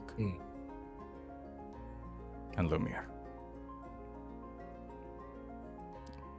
What about Castia's safety during that? She's alone. She will be personally briefed about this without telling her anything about her importance for the world. It is not time for her yet to know. If we decided to help, would you at least promise us you keep her safe for now? She will be. I guarantee the safety of the 4 of you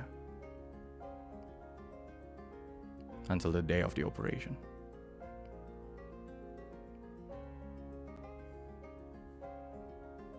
Intern actually looking dumbfounded because he just arrived and He doesn't know anything. I know, right? yeah, I don't know anything. And then Percy just like say 4 of you, the safety of 4 of us, and like,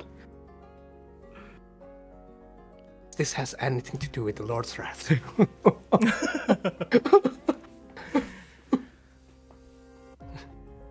The Lumiere look at Stygg and like, what do you think? I see nothing's wrong with the plan just now, at least. Wait, hold on. You know that Intern is kind of becoming opposition here because not opposition, but just like dumbfounded and needs explanation that am I included to this plan? Obviously. Well, I mean, you're one of the persons that understand the Lord's wrath the most, or something. Oh And wait, who what the do you? fuck? Who the fuck don't want that fucking Cassius die anyway? Wait, what do you mean? We are okay. Okay, this is quite different from what our plan was. The Lord's wrath, yes, they're gonna borrow them, and I assume that you're gonna take it to Floria. Is that correct? We will take it to Floria after we borrow it for a while. Which means that you're gonna borrow me too. Which means that your plan was not letting us go to the Floria after this plan worked. Is that it? I will personally bring you to Floria once this plan works. Ah, what have I gotten into? Okay. Lumia look at the stick and like, this Lord's rat. Basically, a weapon. A big weapon. Yes, a big weapon. Just not just any other weapon, Bruno. It's a weapon to destroy a whole region. You see? Boom. Dead. Ah, Stygg looks at Intern like he's just trying to stop it at big, and he's just gone and explained. because we heard this kind of witch brands. It's just Bombastic side eye. yeah. Oh. It's just and I thought I was not gonna be a part of it, but now I understand that I'm gonna be a part of it. Is that correct, Mister Zeus. Perseus? Civil? Two different people. Percival is my brother, uncle. Perseus, Perseus. Yeah, I understand Yes. because all the information just gotten into Intern's Yeah. head, To be fair, I'm not the one who named Percival. Oh, okay. Well, I did. It's Starza. Starza is the one who named Percival. Yeah, It's yeah. not my fault that both of them are Percy. Right. But go on. Okay. But you do have someone that can, take and create this Lord's Wrath. Build this Lord's Wrath, don't you? We have the means to try it out. Yes. And If it goes according to Yep. plan, then it will work as intended. But at least, if it doesn't go according to plan, then at least it will be enough weapon to be used against Luxeria's defense. Stygg and Bruno, we're gonna be in the middle of it. Don't you understand? In the middle of it. It's We can just we're this step towards Floria, and we're gonna go away from that from that plan. You know what I'm saying? I'm sorry to say, but I don't really have to go to Floria. Yeah, we don't have to say our answer now, right, Mr. Perseus? No, you don't have to. You can discuss it out of character later. After the Saint Perseus. You know, like Wow, you look Perseus, you at sound like wow! Holy shit! What are you, the god? No. Are you the god? this God? sound Perseus is like this kind of Dragon Ball character. Like, let's see on the next episode. You know, like Saint Perseus to the camera. But yeah, you know what? Yeah, is there anything in particular you want to ask to the people here? Intern just sigh and like fine, blah blah blah, and you know, he's backing off right now because we're gonna discuss it anyway later. Sure. Then yeah, that is where the meeting, you know, continues and slowly ends at some point.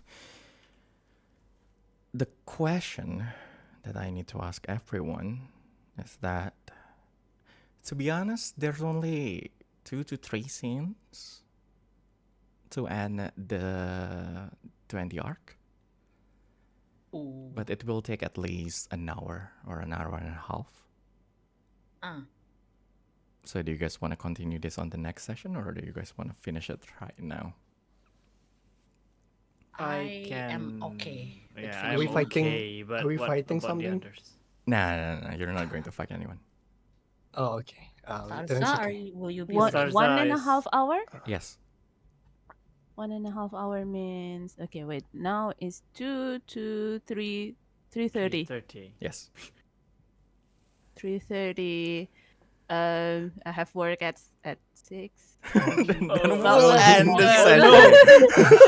Oh no! It's alright. Oh no! It's alright. It's alright. Actually.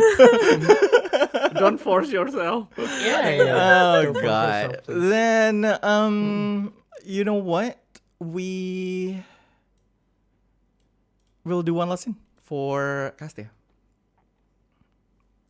Oh yay! I just love everybody debating about me I know, while right? I'm off Finally. jalan-jalan.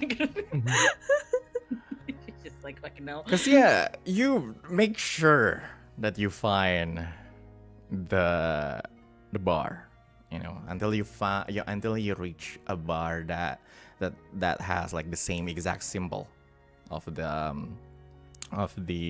what is it, of the coin that you held, that you get from Vet Evers. You walk in, and just for the sake of an explanation to everyone, this is not the same bar that Intern entered. Aww. But yeah, it's like it's that place. This place was like, it's hard. It's really hard for you to find it. Really, it's located like Yeah. deep in the underground, and like how do I say this? Like the slums of the station region that is already in itself look like a slum. But there's this bar in the middle of like ruins and like really dirty places that actually looks quite cozy. You entered and you see like a lot of people just sitting there, taking refuge from like the danger of the night and the station, and you see a lot of people just like, you know, you can feel like all the gazes at you as you walk through that bar, Oh joy. probably reaching the bartender, and you see this demonkin. He's of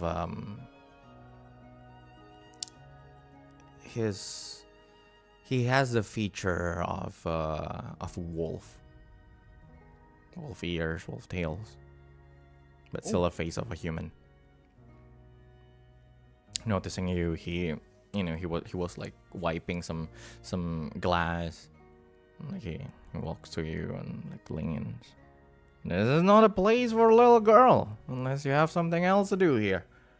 I advise you to go back home. And Castia, well, she's still wearing her hood, but she looks up at the bartender and gives like a little like awkward lopsided smile. Mhm. And then she rummages to like the pack on her waist and says like, well, to be fair, I would just go home right now because I clearly don't belong here, but... And she fishes out the coin from whatever and slides it across the table to the bartender. But I think I'm supposed to give the owner of this place this.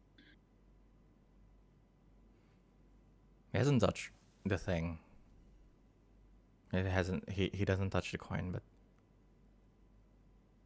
his voice turned a little bit serious. He's like, "Evers, Sanjay?" Yeah.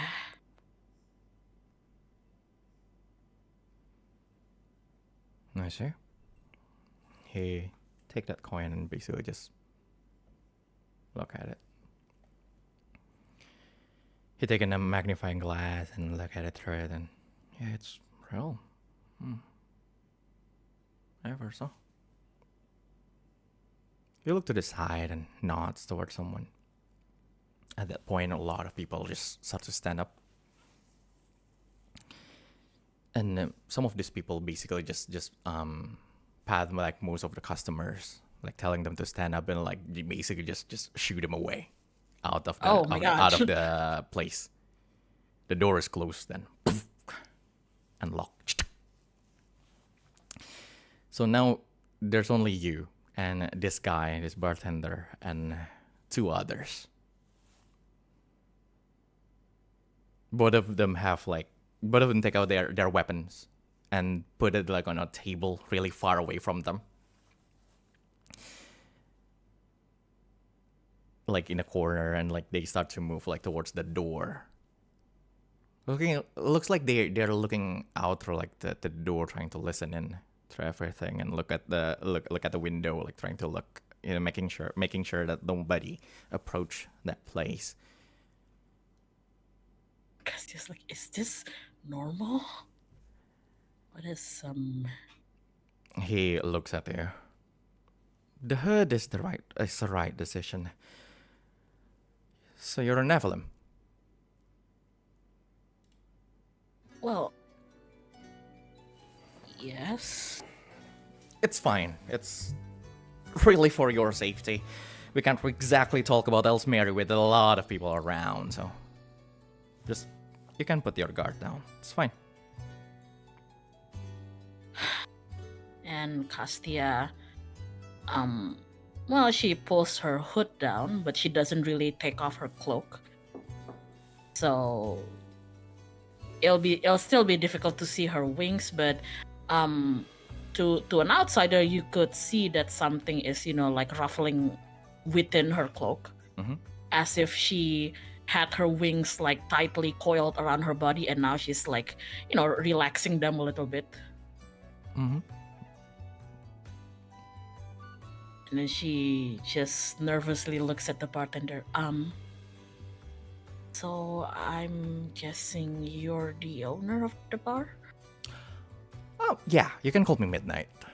It's fine. Oh, Real name is Threads, but you can call me Midnight. right. Well, Mr. McKnight, I'm Castia. And look, I'm gonna be pretty honest with you here. I don't know exactly what to do now. I met Mr. Evers like on the road here, and I asked about Elsa Mary, and he gave me that. She pointed at the coin. So what now? And, well, first of all, that is a good decision to ask Evers about this and not anyone else. You are actually really lucky that you talked to him first. Here's the thing. Yes, first of all, Elsmeri exists. I believe he already explained it to you.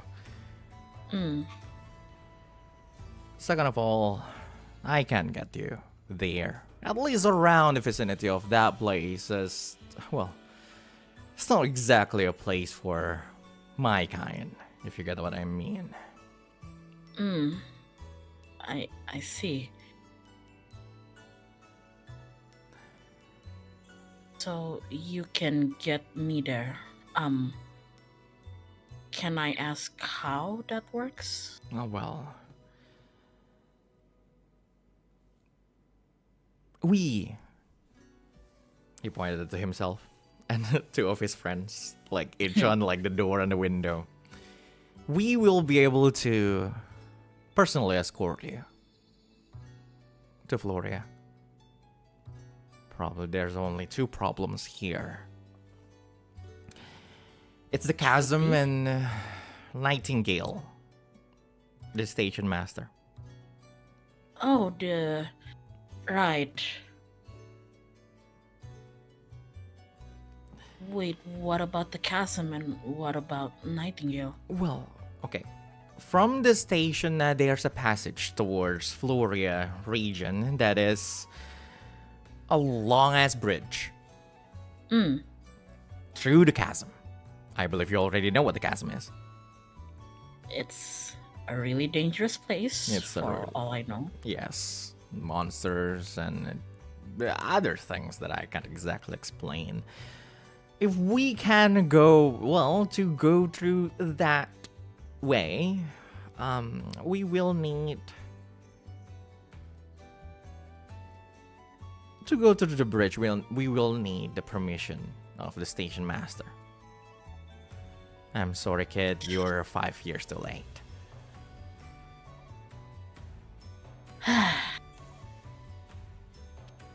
Wait, what do you mean I'm 5 years too late? Well, she made that rules 5 years ago.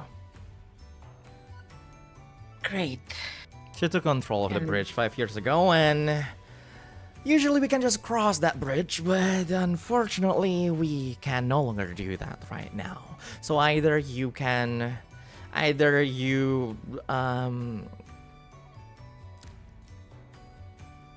get any favor from the station master, or you cross the chasm. But unfortunately, we cannot help you go through the chasm. Okay, that's understandable. It's risky. So the most plausible would be Nightingale. Most plausible will be Nightingale. Or if you are too brave for your own good and you have some friends that is also as reckless, then the chasm will be a death wish, but another way. And she like visibly deflates and just like, nope, it's just me. I'm sorry, child. It's okay.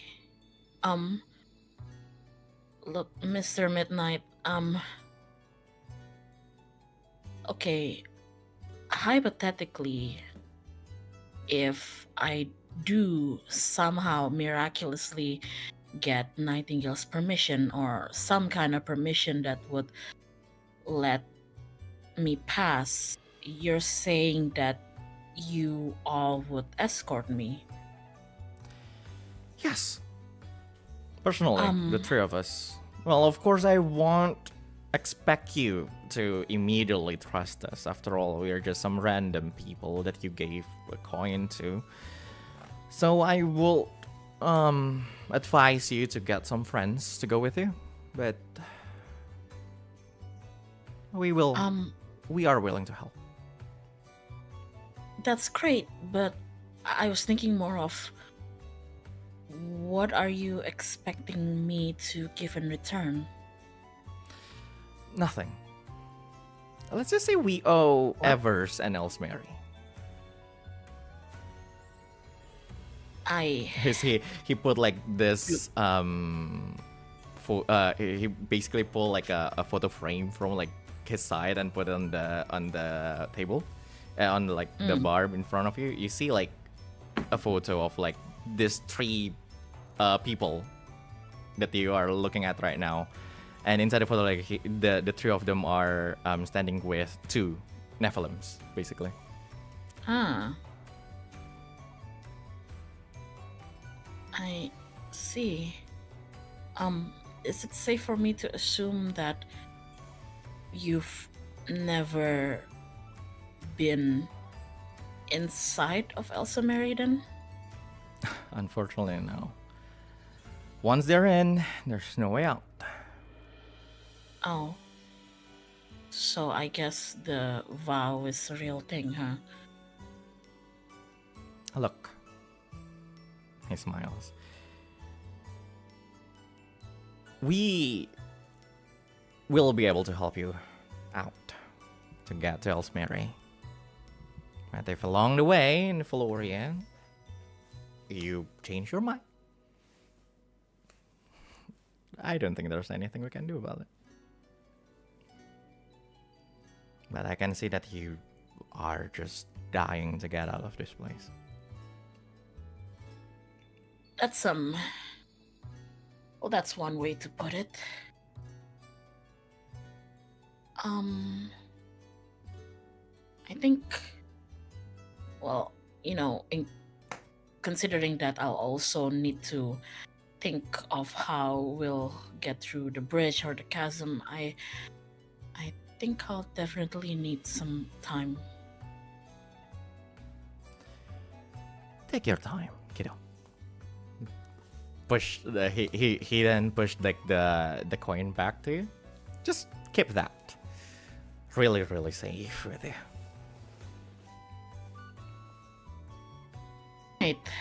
And she slips it back into her pack, and she looks at Midnight again. Albeit a bit awkwardly again, because when she's not being serious, she's a social mess. So she just thank you. I guess are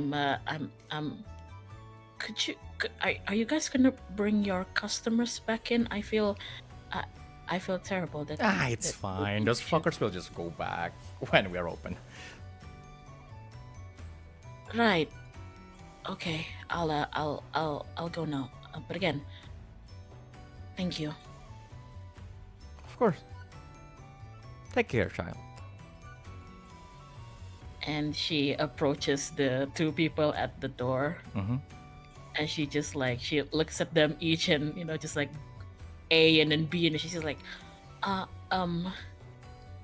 thank you for guarding the door. They just nod. Can I go? Well, and then they, one of them opens the door, and it's like that guy have like, that guy is wearing like a hat, like do like the milady. Oh God, he tipped the fedora to me. Tip the fedora. No. But like, yeah, he did that. So, two guys and one girl there. Basically, it was like, they let you out, and yeah, like they close the door behind you, and looks like they reorganized the bar afterwards. That's what you got from dealing with whatever's. What are you going to do, Castia? She doesn't really want to go back to the orphanage. Mm-hmm. Not yet, at least. I think deep in her heart, she knows that it's inevitable that, sooner or later she'll have to go back to the orphanage, right? Mm-hmm. But for now, she just thinks like, if nobody realizes that I'm gone, well, they're all gonna realize soon. Should I go back? And I don't exactly know if there's any specific landmarks where she can just chill out, but I think she's definitely gonna wander off somewhere. So you're not going to go back to Box of Hope? No, not yet. Sure. She's very scared and angsty right now. Will you come back at any point? Hard to say, honestly. Hard to say. She's at a point where she thinks her presence just brings dooms Mhm. to everyone. Mhm. So for now, she's really trying to avoid the orphanage. Sure. Then, yeah. I believe. Sure. Then you wander off to, walk through the station. Is there anywhere in particular? Basically, are you looking for like a fountain or like anything you want to sit around? If there is a fountain or I don't know, somewhere where she can be alone, like the underside of a bridge or something, she would definitely go there. Or you know what? like an alleyway. Please like roll she's double like, dex against 13 to stealth, to hide, basically. Oh, yippee! Hey, yippee! Double what? Double dex. Double dex.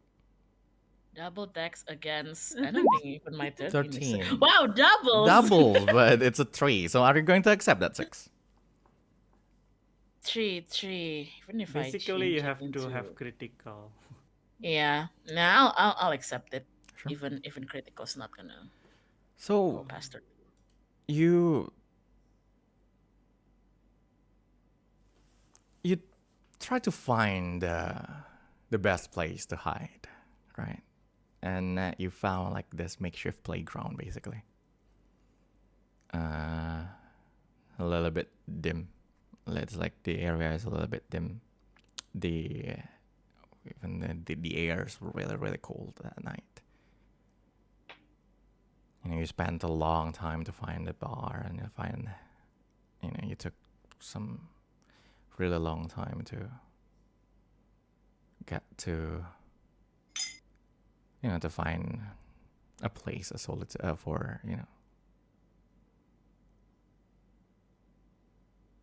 to sit around by yourself. And you can hear a voice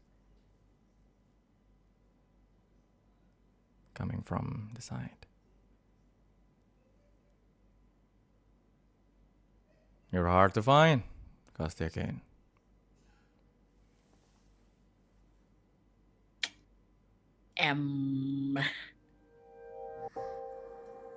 She doesn't say anything, but she freezes. She's not even sure she wants to look at who it is. Sure. Obviously, it's Perseus. Fuck. He walks and he sit not that far. Sit on a distance, but he doesn't approach you. You can see like as he was going to get close to you, well, like from your reaction, like you probably doesn't want it, and then he sit on a distance. He says, Pandora, my sister. She was the one chosen by Lady Uranea to bear her power to protect the world. Do you know what she was? Before all of that? Before that, I just want to make sure Castia has never physically met this person before, right? Yes. Mm-hmm. So she kind of, she's still wearing her hood, but she kind of looks up a little bit, looks absolutely dumbfounded, and she just like, with all due respect, mister, you see a girl sitting alone in a playground, you sit down alongside her, and the first thing you say is that your sister was also a vessel for Uranea. Who? Okay, dumb question. I know you're probably with Mona, but is it safe for me to assume you're Mr. Perseus, or should I start blasting you with fire right now? You don't even need to listen to me. It's fine. I'm just rambling. Oh, and then Castia like slinks back to the just like, oh, great. Well, don't let me stop you. He looks to the sky, even though it's technically just the roof of the cave, you know, like the ceiling of the cave. He says, none of you understand this concept, but there's such a thing called an idol back in the day. That was my sister's job. She dances, she sings, she smiles for other people.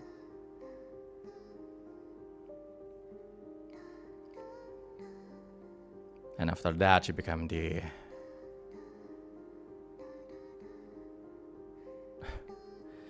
avatar for Renega.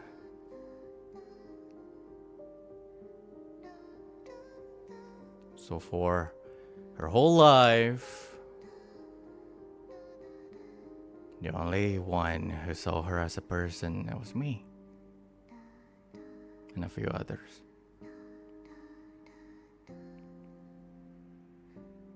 People expect her to be the idol who brings smile to people, or the priestess who will save the world.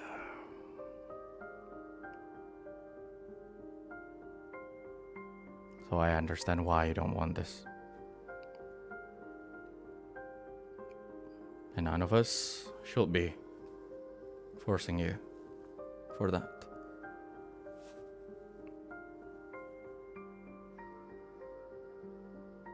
Castia Kane.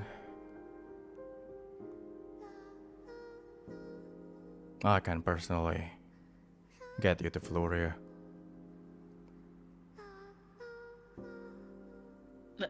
To Elsmere if you want. If you At this Castia jolts, just like, because she's been listening, but she is vehemently trying to, like, eye contact wise, she's vehemently trying to ignore him, you know? I know. But she's listening. But the moment he mentioned that, she just like looks at him like, what? But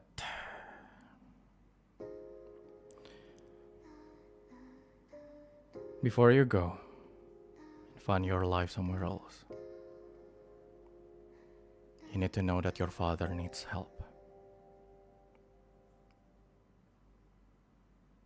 He's being held captive in Luxeria, and we're going to liberate him.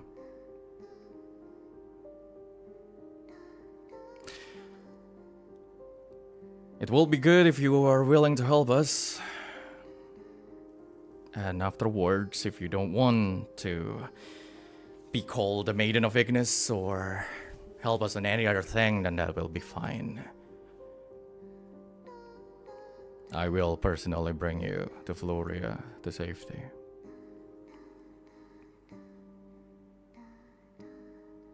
So give it a thought. He stands up. Wait. Go on.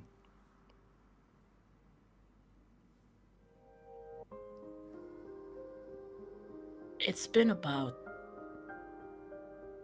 2 weeks, I guess, since I left Luxeria. Which 2 weeks is probably not a very long time, Mr. I'm just gonna assume you're Perseus, Mr. Perseus.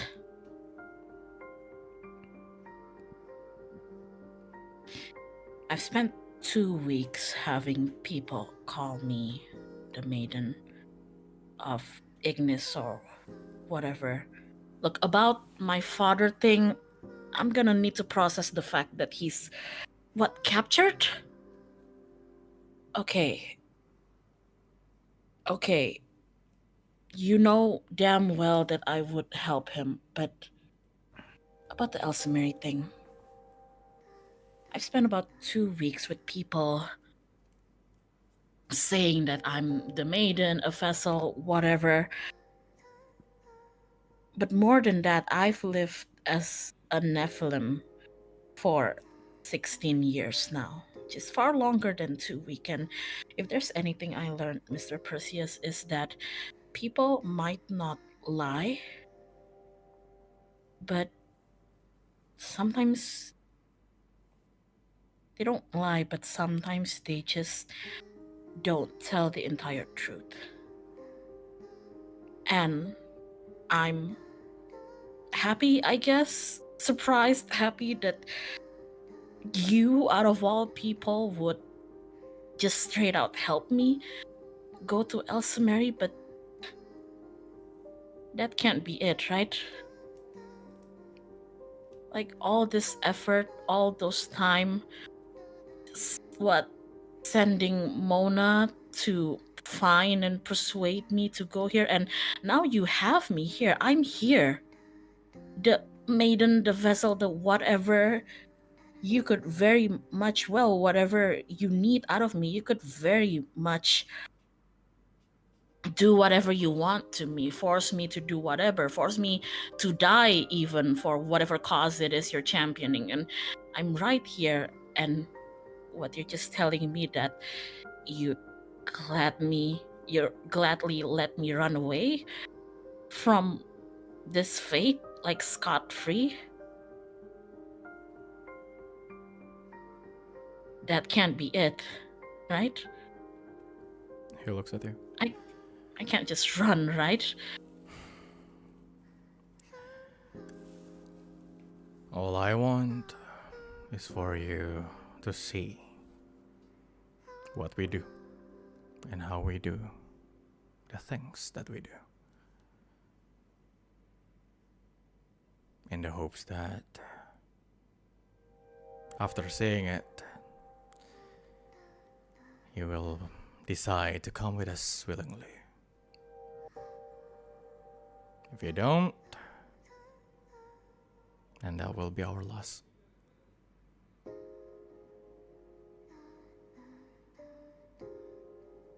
So, if you decided to go to the Elsmere after helping us, there's no reason for me not to bring you to safety.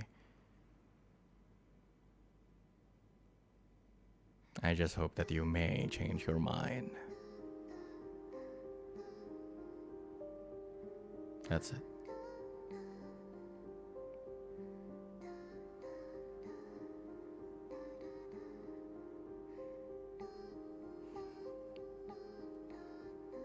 It's your life, Castia.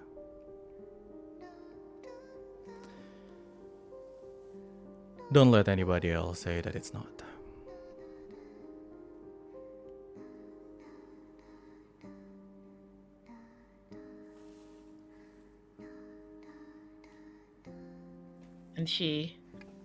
And she, chuckles a little bit.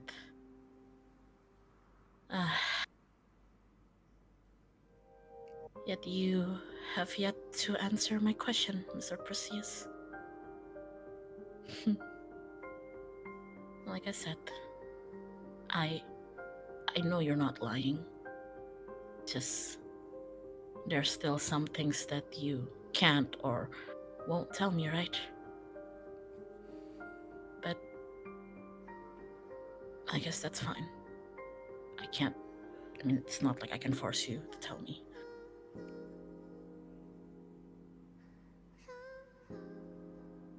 Alright then. And Perseus walks away. There's still a lot of things to be considered. Maybe all of you need to look up to the path with Nightingale or any other things. There will be a lot of options. Fuck. But that will be a problem for another session. Thank you guys for playing.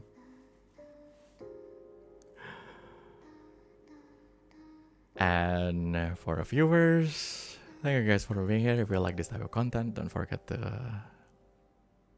subscribe, leave a like, leave a comment. Any kind of support is always appreciate it. And some of these people have their own social media, so follow them if they let you to, but it's your life, just like what Perseus said. I'll see you guys later. Bye bye. Bye bye.